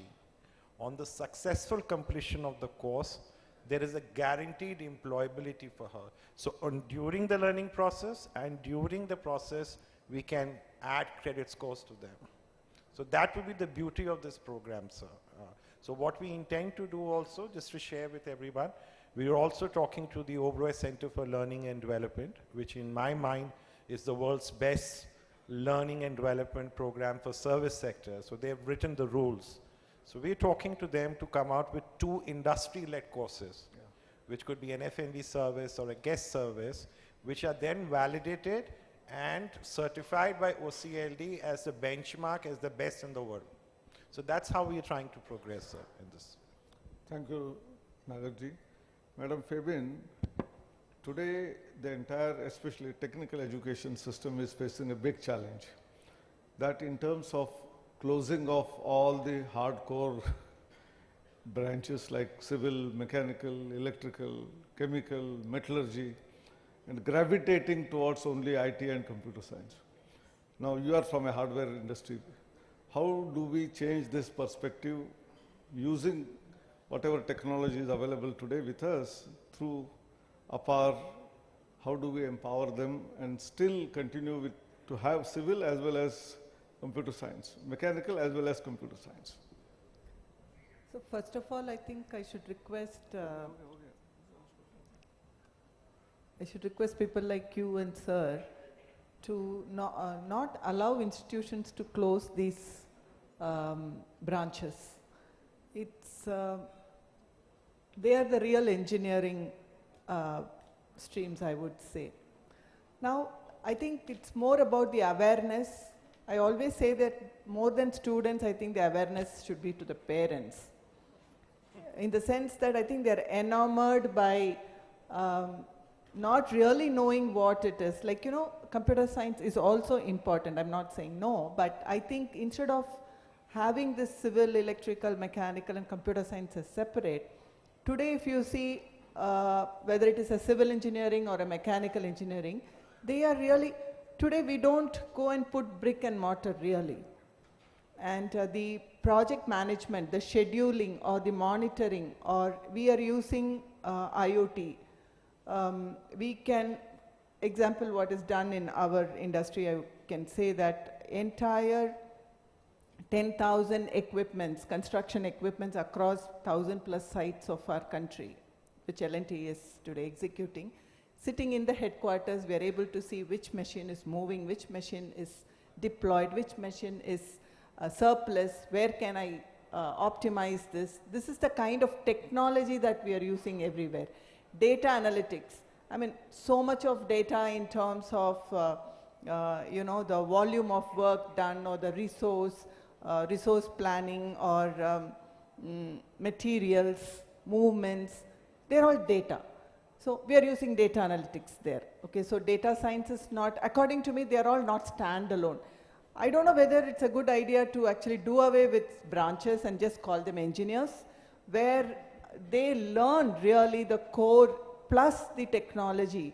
Because we are saying civil, I think it's gone into this. Civil means, yeah, I have to stand in the sun, I have to, you know, see, I have to pour concrete, or I have to stand on a farm work, I have to climb up a chimney. I think the first thing that comes into anybody's mind is, I think, the hardships, and everybody feels that. But very, very sadly also, the volume of computer science engineers, they come out, many of them even go to call centers. I mean, I think that's not the job that our students have to learn, the BTech computer science, etc. But there are people who get into very good jobs as well. So I think there is a balance that is required, and that lies also in the hands of, to some extent, the industries as well, who will believe that the entry-level GET of civil engineering or electrical at L&T gets around 6 lakhs. Nobody even looks at it, because they're looking at those dream offers that are coming up. I'm sorry, but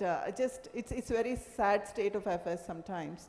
And to build our country, you're seeing the sea-link that was built by us. I can talk about our projects, right? I mean, that is engineering, right? I mean, we are in the water, we are doing, today we're doing surveying with drones and satellites. Really, we're not doing the chain link or the total station surveying. Similarly, it's only technology that we are doing in the engineering space, in the hardware space, if I may say, and manufacturing. Again, I've gone to our green hydrogen plant and our manufacturing facility. It just doesn't look like a workshop. It's an automated robotic. The welder sits in an AC cabin, and we are having huge columns of, you know, thick plates being manufactured for the defense or the aerospace industry. I mean, it's so exciting. So how, I feel it's more of awareness, and how can we really tell the students and the parents and the educational institutions that this is very, very critical for our country. After some time, somebody was joking, you know what, you might have to import these people from China. I mean, I don't think we should reach that, sir, because I think we have the most intellectual capital in this, in our country, in the entire world, and we should really do something together to make them understand the basics and as well as use the, the technology as well. It's both are actually together. I don't think we should separate them. And in our industry, we are a little bit worried on that, but I think we are able to attract good students. But going forward, we need leaders, we need managers. Today, the projects are not 50 crores or 100 crores. You know that it's all in thousands of crores, single project, 1 lakh crore. The high-speed rail that we are doing, it involves so much of column-free girders, the metros that you're seeing, the airports. For example, when we built a Delhi airport the first time, it is, I heard multidisciplinary, right? I may be a civil engineer, but I can never do anything without understanding where my conduits are going to come or where somebody will come and break tomorrow. Or the electrical engineer needs to really know where a beam is going to come, and an architect needs to know. So it is totally an interdisciplinary, multidisciplinary knowledge that's required, and to schedule, for example, a walkalator or a ticketing counter that we are doing at the airport, since that may be a familiar subject for all of us. It's just not, take this hall for example, I don't think it's just possible by one stream of engineers. So I think that is something that we all need to take cognizance of, and it's the right time to take care, sir. I think it's really worrisome if that is wiped away from the institutions, and we'd need all your support and guidelines for that. Thank you, Dr. Fabian. It was a wonderful pitch for civil, mechanical, electrical engineering students and graduates. Well, you are there in land, on the land, in water, and also in the space and air. So I think that's where the meeting of the ground of all the branches of engineering happens. Thank you very much.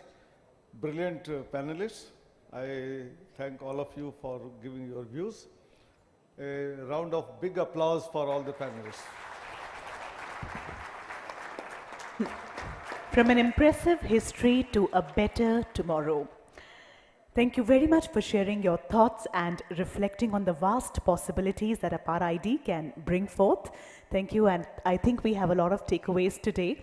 आप सभी लोगों से निवेदन है कि please आप stage पर रहें, क्योंकि हम निवेदन करेंगे सबसे पहले हमारे मॉडरेटर प्रोफेसर अनिल सहस्रबुद्धे से कि हमारे सभी पैनलिस्ट को ये एक memento, a token of acknowledgement and respect for their presence here on the stage with us. Ladies and gentlemen, please join hands as we thank the presence of each of our speakers today. And I would like to request Sri Govind Jaiswal, Joint Secretary, Department of Higher Education, to kindly please present a token of respect for our moderator, Professor Anil. जोरदार तालियां हमारे moderator के लिए, जिन्होंने बहुत सुंदर रूप से इस सेशन को, इस डिस्कशन को चलाया और बहुत सारे व्यूज़, आइडियाज़ निकल करके इसमें से आए हैं, जो हम सभी के लिए, हम ऐसे आशा करते हैं कि बहुत फ़ायदेमंद होंगे. May the findings of this discussion be beneficial to the entire humanity. Quickly, we'll be beginning with the next panel, और एक brief panel है जो जिसकी शुरुआत अब हम करने जा रहे हैं. कृपया आप सब लोग बैठे रहें. Requesting everyone to kindly remain seated. Our second and the final discussion is just about to begin. Ladies and gentlemen, very quickly, as I've been told to begin this session, we would be beginning by inviting the moderator for this session, जिसका topic है Future Role of DigiLocker in Education Sector. This will be moderated by Shri Abhishek Singh, Additional Secretary from Ministry of Electronics and Information Technology. We welcome you on the stage, sir. Please join hands in welcoming Shri Abhishek Singh, Additional Secretary from the Ministry. We also welcome the fellow panelists for this discussion, Shri Subodh Kumar Singh, DG from NTA. A very warm welcome to you, Shri Subodh Singh ji. Zordar taliyan inke liye. We welcome Shri Praveen Kumar Malik, executive director ministry of railways, बहुत बहुत स्वागत।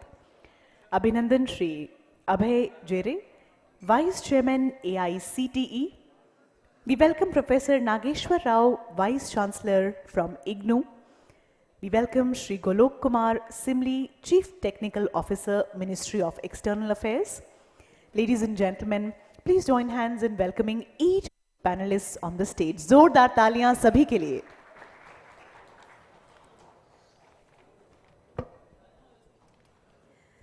And quickly, may I please request the moderator to take over the proceedings of this session. Shri Abhishek Singh ji. Thank you, thank you. I know that our sessions are a bit delayed, and we have had the interesting inaugural session in which we heard about what all APAAR ID is doing, what all DigiLocker is doing, what all National Academic Depository is doing, and we just had the interesting session moderated by Professor Anil Sahasbuddhe, which also addressed some of the issues that we are planning to address in this session. So what we will do is that we will not stand too long between you and the dinner which is being laid out. So we will quickly step into the discussion here. I have a stellar panelist along with me who would be, and with them I will be exploring the ways in which DigiLocker can be used more in the education sector. We have heard about how DigiLocker has transformed lives for everyone. In fact, we have almost 25 crore DigiLocker users, and many of us who have come, many of you who have come today for this conference might have used the DigiLocker application when you use DigiYatra for getting into the airport or showing your identity cards which through the DigiLocker or the academic repositories for children. So it has been used extensively. We have a lot of transactions that happen on the DigiLocker, and we are also having almost 500,000 new users who are signing on DigiLocker every day. So when you look at applications of DigiLocker for education, National Academic Depository and APAAR IDs are one. But what more can be done? How more we can use that? How it can make the lives of students and academic institutions much more easier, much more better. So with that, I'll straight away get into Subodh Kumar Singh, my colleague, and who is the Director General of National Testing Agency, more known for conducting one of the toughest examinations that we do across India, the JEE examination, the NEET examinations, and so many other examinations. And they have been one of the most prolific users of DigiLocker and the National Academic Depository, wherein they use it for verifying students' credentials, as also issuing mark sheets, results, admit cards. A lot can be done with the interface of DigiLocker with the National Testing Agency. So Subodh, I would like to like you to dwell upon what are the interesting ways in which NTA can leverage DigiLocker in all the work that you do. Yeah, thank you, Abhishek. NTA basically is like it was created in 2018 to conduct tests for admission to higher educational institutes, and then we have also started the test for various recruitment tests, including the state governments, High Court, Supreme Court, and other higher educational institutions of our ministry. So we are mainly in this conducting test, and in 2023 we tested about 1.3 crore candidates, which was highest figure, and this year we may touch around 1.5 crore. So for any exam conduction agency, it's one is the ease of examination, ease of access, and all the things for candidates. And then second thing is how to prevent the malpractices, cheating, and different things. So if we see pre-exam activities, from the registration stage itself, how we can register candidate fast, and how the authenticity can be done at the registration stage. So far we were just using the just candidate can write his name, number, and all that, and there was no authentication how the the person who is applying, whether he is the same candidate or some other person is is applying on his behalf. जैसे आप लोग 3 Idiots movie देखा होगा, somebody has done studies in some other's name. हम लोग भी जब जैसे I have joined IAS और मसूरी में गए, किसी ने मुझसे ये नहीं पूछा कि आप वही सुबोध सिंह हो कि जिसने पास किया, जिसने एग्ज़ाम दिया, कि कोई दूसरे आके ज्वाइन कर रहे हो. तो इट्स लाइक दैट कि आपने जो टेस्ट किसने दिया है और एडमिशन लेने कौन जा रहा है या नौकरी ज्वाइन करने कौन जा रहा है. तो in all like good faith के सब ठीक चल रहा है तो ठीक है, but if somebody has appeared for somebody else तो एक ये दिक्कत होती है. अभी recently we had conducted one recruitment exam for one particular state, and we caught 36 impersonators. Like different people were appearing for different candidates.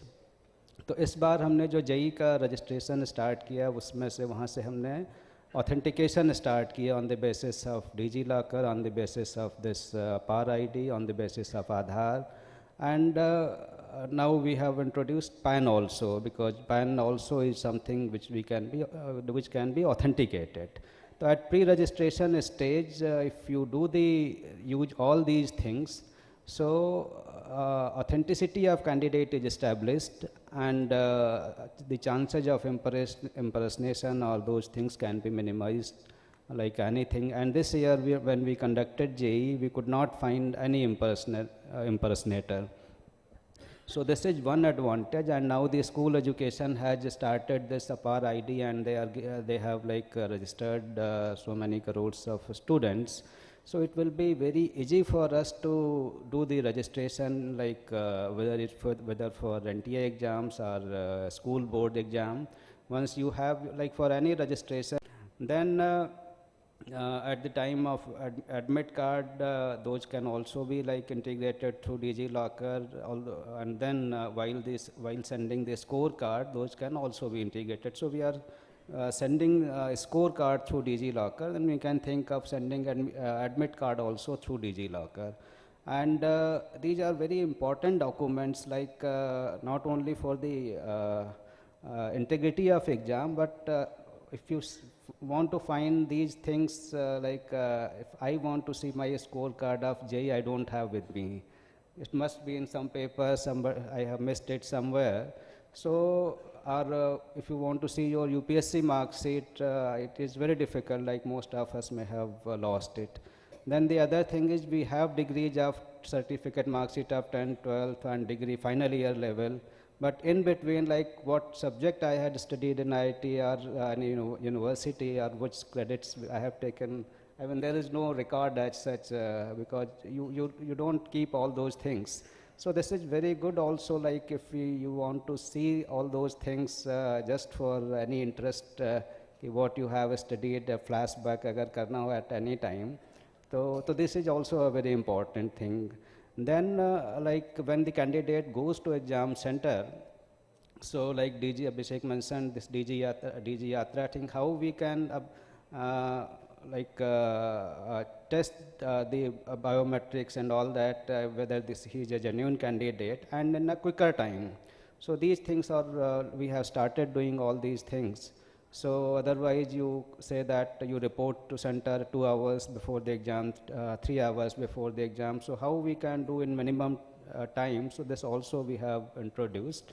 So pre-exam level, during exam level, and after the exam, the use of a scorecard and all, sending these things to DigiLocker. So all these things we have started doing. So we will be a great user of this APAAR ID.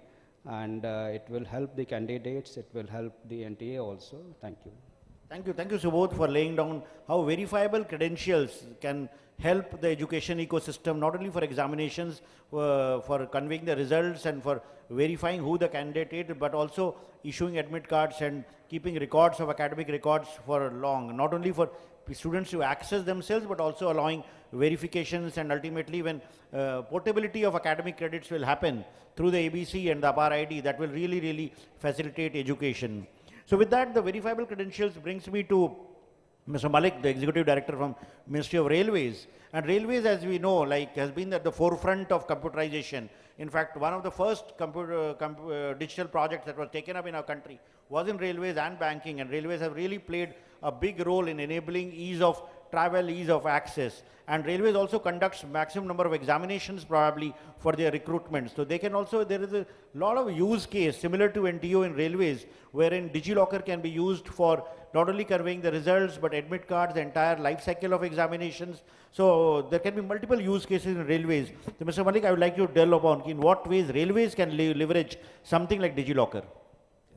Thank you, sir. In railways, To put it like this, that Railways has its own railway recruitment boards. There are 21 RRBs all over India. And the scale of examination and the number of applicants who come is mind-boggling. I mean, the last examination, the year before last, which was done for the loco pilots, the engine drivers, which we say as it is. So for the assistant loco pilots, for about 90,000 of job vacancies, the number of applications which dropped in was about 1.15 crore. Applicants had applied for the job.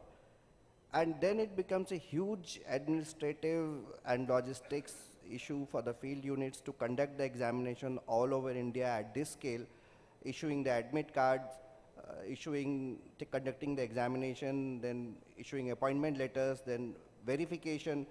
And it doesn't end with that, because after the appointment letters also and the document verification, they have to report for medical test, then they have to report for a training. And then when they are found fit, they are actually given on job, posting orders wherever they report to. So the DigiLocker has an enormously, value addition for the railways recruitment process, because that was the only technology gap which was not available with railways. There was already an online application process going on since last decade. There was already a computer-based testing which was going on.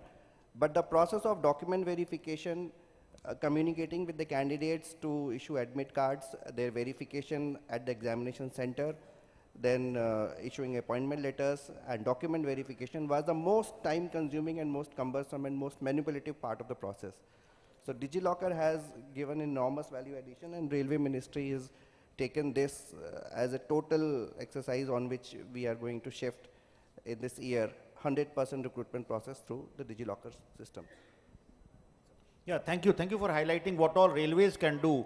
And I'm sure a day will come in which not only academic certificates, but our train tickets that we book, they also can be kept on the DigiLocker, or our MTS, the monthly pass or monthly ticket that people have, because very often those are paper, and if that also can be integrated into DigiLocker, it will result in so much of convenience for everyone. Yes, sir. In fact, as a part of the recruitment process, also the certain categories of the candidates like SC and ST and some weaker sections, they are offered free train travel to take the examination. And this will be a trial process in the recruitment process, whether the travel concessions offered to them through the DigiLocker means becomes an original source. And then railways, on their public platform, on all the tickets which are being issued, there is a huge concession element which is passed on of different types. And the DigiLocker is the only means available which is a digitally recognized format legally of the concession, valid concession being availed.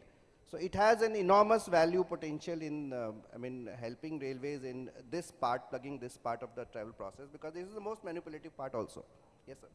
Thank you. Thank you for highlighting this, and it can really, really make a lot of difference. Now we come to Professor Rao, who has been the star of the day, and congratulations for winning the award for being the top contributor to the milestone of 25 crores. And you already shared your experience about how you enabled so many APAAR IDs in such a record time, and also that your convocations, all the degrees will be integrated with the National Academic Depository and DigiLocker from day one.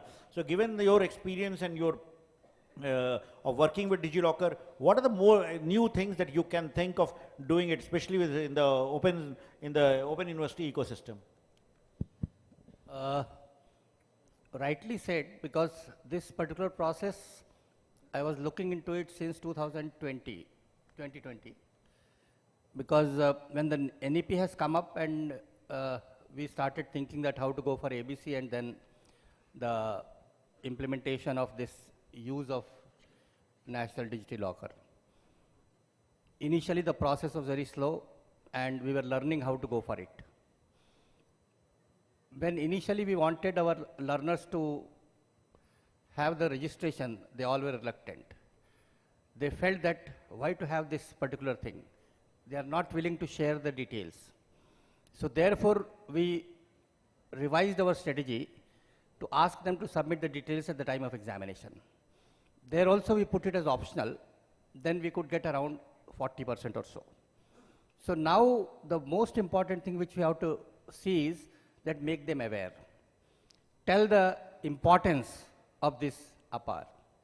Because once the people know about its importance, Aadhaar, if you remember, earlier people were reluctant to go for it. voter ID, people are reluctant to go for it. Now, once the people will know, once our students, they will know that APAAR is valuable to them, all will go for it, and the pace to reach to them, it will become easier to all of us. Once we look at these higher education institutions, now our work has become simplified because now our school education, it is more involved in this process, and they are creating APAARs. Only thing we have to do is, we get that numbers, and then we have to upgrade their skills. And those skills and those knowledge parts, through credits which we are adding it, only that part we have to do it. So our role will also be changed, because initially APAARs, they will be created at the school level. The only thing which you have to do is you have to add those skills.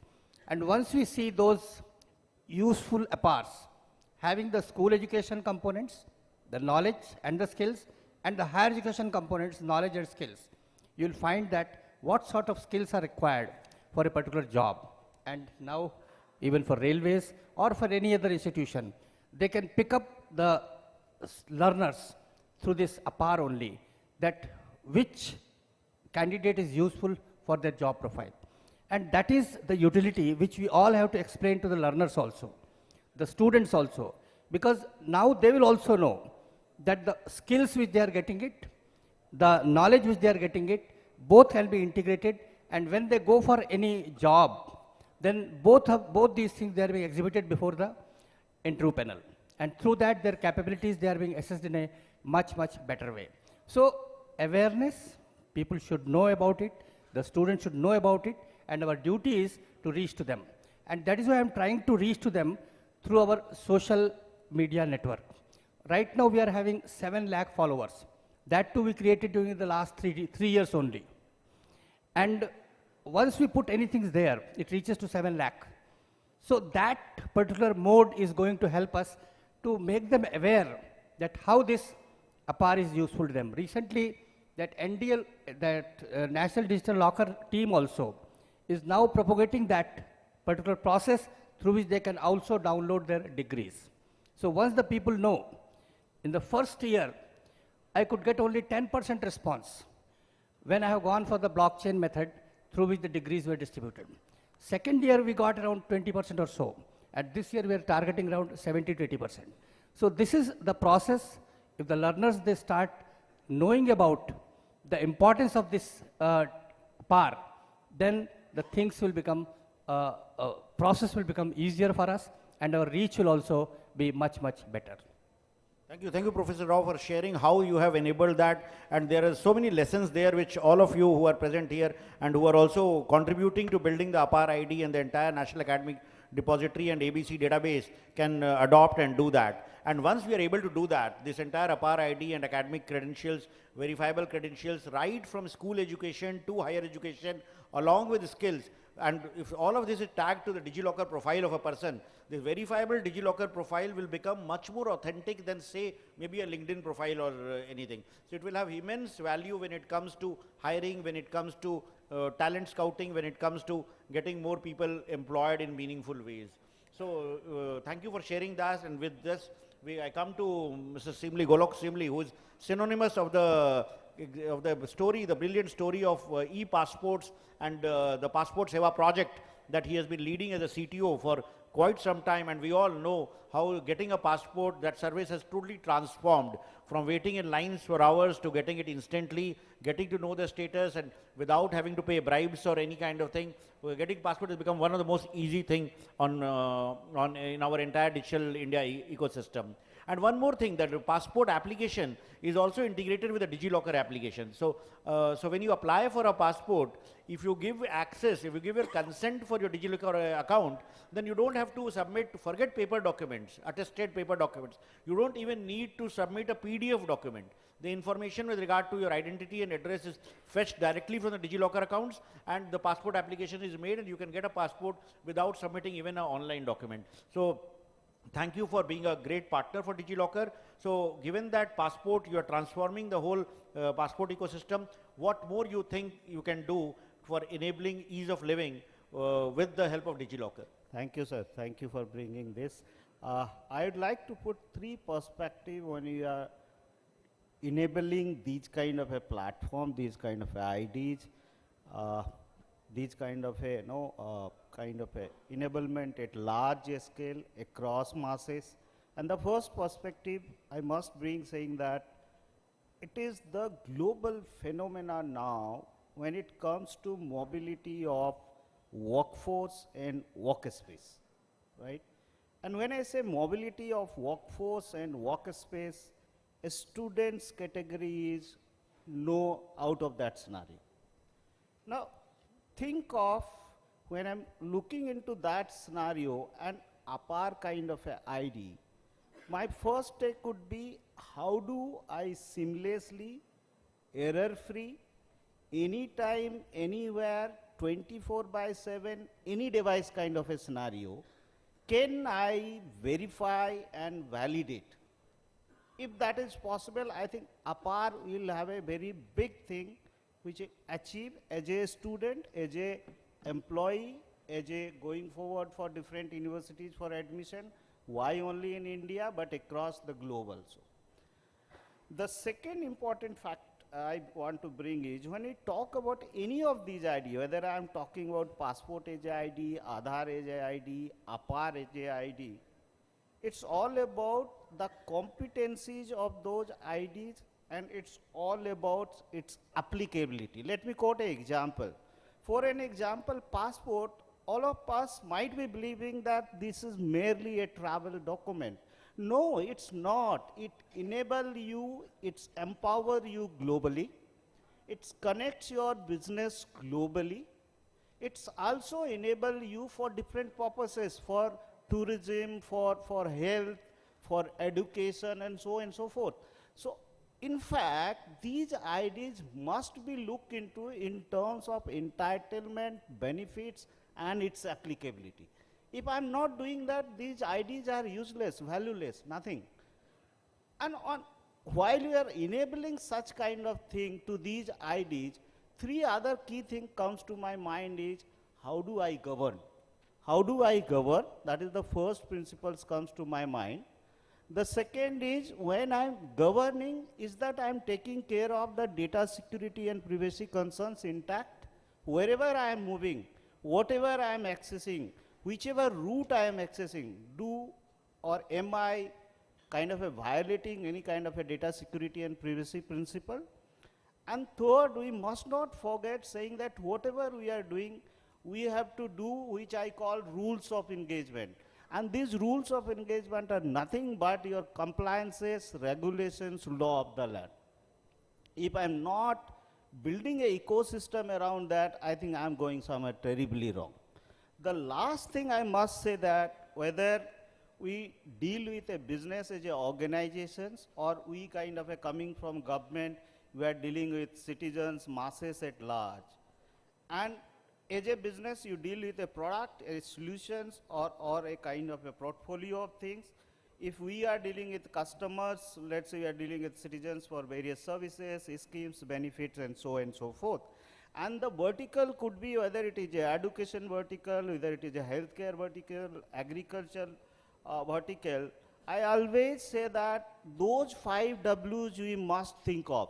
And these 5 Ws are nothing but your workload, your workforce, your workflow, that is the applications, your workspace, and the last but not the least, the web.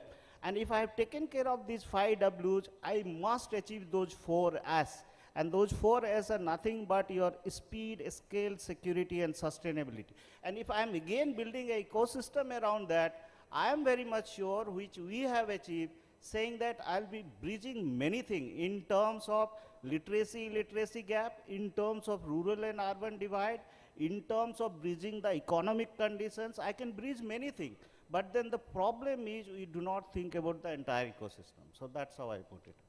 Thank you. Thank you, Golok, for highlighting what all we can do. And I'm sure, in fact, in the GPA summit, there were many countries, like especially Germany and France, who had come to the DigiLocker stall, and they had said that, can you kind of enable verification of academic credentials of students who go to those countries to study? Because very often the e-sanad and the verifying, getting it assisted by the embassy and all is a lot of time consuming and strenuous for not only the students, but also those universities, and also maybe MEA and passports can help enable that integration. With that, I come to my friend Abhay Jere, who has been synonymous with the innovation work in the education space. His Smart India hackathons, we all know what all kind of solutions they have thrown up, and every year it's one of the most sought after events that we all want to follow. So given the potential of innovation in this space, of course a lot we have heard about what DigiLocker can do in education, it's already doing. But from your innovation experience, what more you think can be done in this sector? It's a very nice question. I don't know whether I have an answer, but I will try to. So first thing which comes to my mind when I was thinking, even sitting there because of this, whether we can use DigiLocker to build something like an UPI for education and skilling. Means what when I say? For example, you have an Ola driver. Ola driver we give rating to Ola, to that driver. 3-star driver, 3-star rating, 4-star rating, 5-star rating. Similar such kind of ratings are given for other skill sets also. But now, these ratings are not transferable across the platform. For example, Ola driver's ratings cannot be gone for Uber driver, right? Here, DigiLocker can play a very important role. You know, because DigiLocker can be a common UPI or a bank where these can be easily transferred, these kind of. Because at the end of the day, your professional journey is going to be based on what kind of, not just the marks or the credits which you are going to get, but the kind of recommendations and the kind of appreciations also which you are getting, and in an authentic way. Currently there is no, maybe few of the things are done on LinkedIn, but the authenticity of many of these things is quite questionable, you know. So here DigiLocker can play a very, very important role. This is the first which thing came to my mind. So whether we can build something of like a UPI, which we can think of. Second, which I felt was that because now we have a lot of AI, and initially DigiLocker was just looking at other data. Now through APAAR, you have complete education vertical coming into DigiLocker. Now there could be a lot of analytics and models could be built just for the user, you know, where you actually have his economics, his education, his geographical background, and his health maybe. And give him insight of something which he might not have able to. So those kind of analytical models could be actually built, you know, for the user. I know that there are a lot of security concerns and those could be, but those could be easily addressed, you know. And that can help him in actually planning his career and his professional trajectory. That if I have to, because now with NEP, if you have to take a break, 1-year break, or then I should able to make that decision based on my geography, based on my financials, based on what kind of educational institutions eventually I can target to, and so on and so forth. So these kind of decision support systems, which are currently not there, if we can build those decision support systems for our youngsters, then that could be some, because DigiLocker is going to be a place where all the data is going to eventually come, you know. And education was one of the very key, what we can say, aspect which was missing. Well, now with APAAR, that,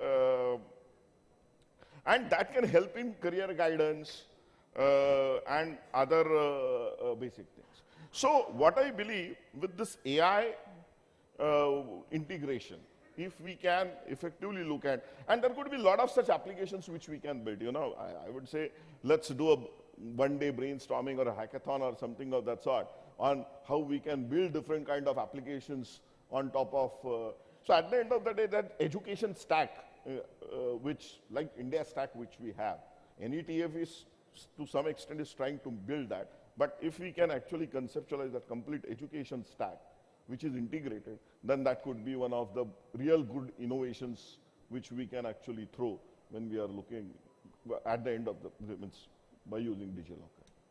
Thank you, Professor Jure, for giving some such bright ideas with regard to what more we can do. And I was just thinking from what he said, and especially the new education policy allows for academic bank of credits and for students to move from one college to from one institution to the other. It also allows for a person to do courses from multiple colleges, multiple universities, and ensure that all the credits comes into his transcript. So I don't know how the community here will respond, but ultimately it can also lead to the students actually rating universities, colleges, schools, courses, professors, and that can become like a document that's easily shareable and can be used for people to make choices about what course to take, what curriculum to follow. On top of it, you can even have your research papers, your patents linked to your DigiLocker. Based on that, you can actually start identifying who are the gifted children, you know, who could be handholded very separately. So these kind of informations will start coming out of it. Sorry, Yeah, no, it's very interesting. So what I will do is that since we are almost out of time, I will not go for the second round of questions, but I will quickly ask each one of you to, in one line, tell us like what service you would like DigiLocker to have, or which service you like from the DigiLocker the most. DigiLocker currently has the Aadhaar card, the driving license, income tax, our vaccination certificates, academic records. So which is the thing that you think is the most useful, most impactful, and what service, one service, if you had a choice to design DigiLocker or give an ask from my team, what we should bring into DigiLocker? So I'll start with Subodh quickly. We can just go within a line, within a minute.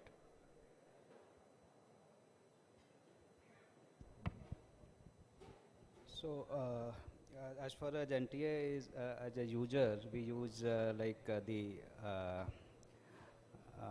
basically the academic records. In many recruitment exams, they ask for particular degree, age, and all that. So all these things are already covered. So our requirement is almost like complete whatever is required for DigiLocker. So we don't need to ask for any document, and I think it fulfills our requirement. Very good. What about you from Malik from Railways? Sir, I mean, DigiLocker, the biggest value it has is as an ID and accessing the academic records of the person, and as well as allowing the training records or the medical records to be put in the DigiLocker for in-housekeeping. One of the suggestions that I have in mind is that, I heard the last panel discussion and the current panel discussions. There is something called Apprenticeship Act. And under the Apprenticeship Act, like in railways, the trade apprentices are given job preference up to 20%. I mean, the rule says that. So, but there is no way, railways has its own set of trade apprentices. Every industry is supposed to have a trade apprentice. And they are employed in all types of skills, and there is no way of having an apprenticeship credit rating system which is industry accepted and which can be roped in the employability through APAAR and any DigiLocker team. So if that is one of the areas where we can work, that's definitely be good. Professor Rao? As I have told you in the beginning itself, the need of APAAR is to be created. Right now also we are having 33 lakh registrations, but the users are only 60,000.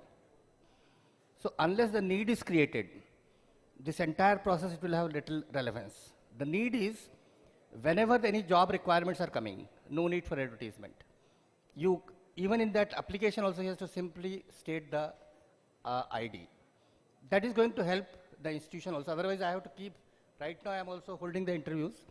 3 rooms, they are now blocked for next 10 years because we have to keep those physical records also, the papers also for the next 10 years. So all those things, they can be saved. If we try to use, why we are going to use the Aadhaar? Aadhaar is being used everywhere. Go to any hotel, they will ask Aadhaar. Go to railway station for tickets, they will ask Aadhaar. So similar sort of this use of this APAAR IDs should be promoted. Thank you. Golok, quick, short, 30 seconds. Very quick, sir. To my mind, it comes that every services we offer or product we offer, that is based on something we call breeder documents. And I truly believe that all these breeder documents, the mother platform should be DigiLocker, and a seeker and a provider, whenever they are exchanging or needing to validate or verify, There should be a consent mechanism of the principal owner, and it's so simple. No, I can achieve that services or product. That's Thank all. you. You already said. I Subodh, think, you want to add something?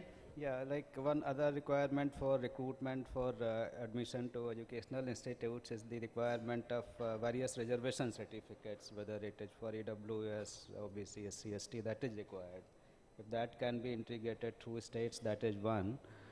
Likewise, income criteria also, the educational institutes give fee relaxation to on the different income bands. So that is one thing. Then for physically challenged people, there are so many facilities are to be provided during the exam and during the like their study in academic institutions. So some like Ministry of this Social Justice, they provide some certificates. So these things they can also like linked with the DigiLocker. So those will be useful. Sure.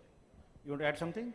Yeah, I would just like to add, because I, as a vice chairman for AICT, we actually give approvals to large number of colleges, about 8,000 plus colleges, you know, and we ask them a lot of documents, from land records to their financials to, you know, their teachers' details and so on and so forth. So if we can actually have those kind of things, it could be of immediate help for us, you know, in validating some of these colleges, and it can further help in cleaning the education system, which is really required. Thank you, thank you, thank you all the panelists for giving such brilliant ideas. And I will just conclude by saying that my ask from my team has always been that since DigiLocker is becoming like a central place where all kinds of documents from multiple government agencies are coming, so can we create, like I always tell them, can we create a regime in which we ensure that we can ask only once.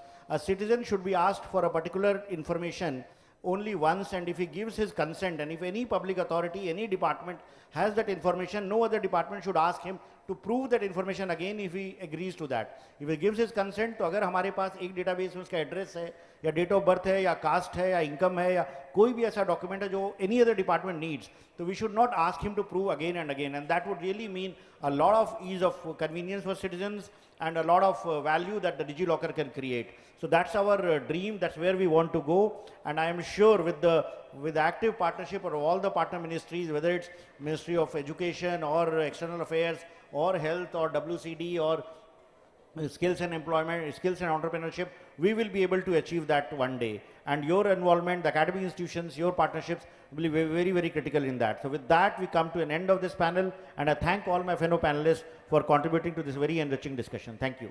Thank you very much for that wonderful discussion that all of us enjoyed, and we surely have some really important takeaways after this.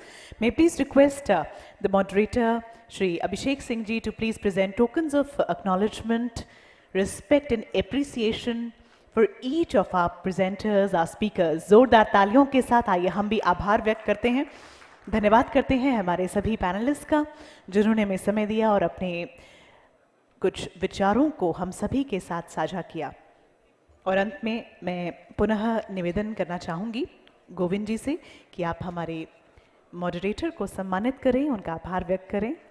Ladies and gentlemen, it's time to thank each of our presenters for their wonderful sharings. In conclusion, APAAR represents a significant advancement in academic record management, offering a comprehensive solution for securely storing, managing and sharing academic credentials. Quickly, after this, for the vote of thanks, may I please invite Shri Gaurav Singh, Director, Department of Higher Education, to please join us. First of all, thank you everyone for joining for this evening event. I would like to thank everyone who found time, who took out time from their busy schedules. This really reflects the importance of this entire ecosystem around APAAR and DigiLocker. I would like to just say two things. Number one, APAAR, I believe the journey has just begun. The collaboration has to start now. And for DigiLocker, as I said, once the person has filled the form, it should not be required to be filled again. With that, I thank all the dignitaries, vice chancellors, officers who found time to be present today. Thank you so much. Enjoy the dinner. Thank you very much, sir. Ladies and gentlemen, with this we come to the close of this event. और जैसा कि अभी हमने सुना कि ये तो सिर्फ शुरुआत है. And we would like to request Sri Gaurav Singh ji to kindly present a token of appreciation for the Joint Secretary Sri Govind Jaiswal ji. Govind ji please आप कृपया मंच पे पधारें और हम निवेदन करेंगे गौरव जी से कि आप प्लीज़ एक टोकन ऑफ रिस्पेक्ट है हमारे जॉइंट सेक्रेटरी के लिए, उन्होंने बहुत मदद की है हमारी, बहुत अच्छे से हमें गाइड किया है, is really motivated us, inspire us to present our best. Thank you very much, sir. Ladies and gentlemen, please join us for dinner. Thank you.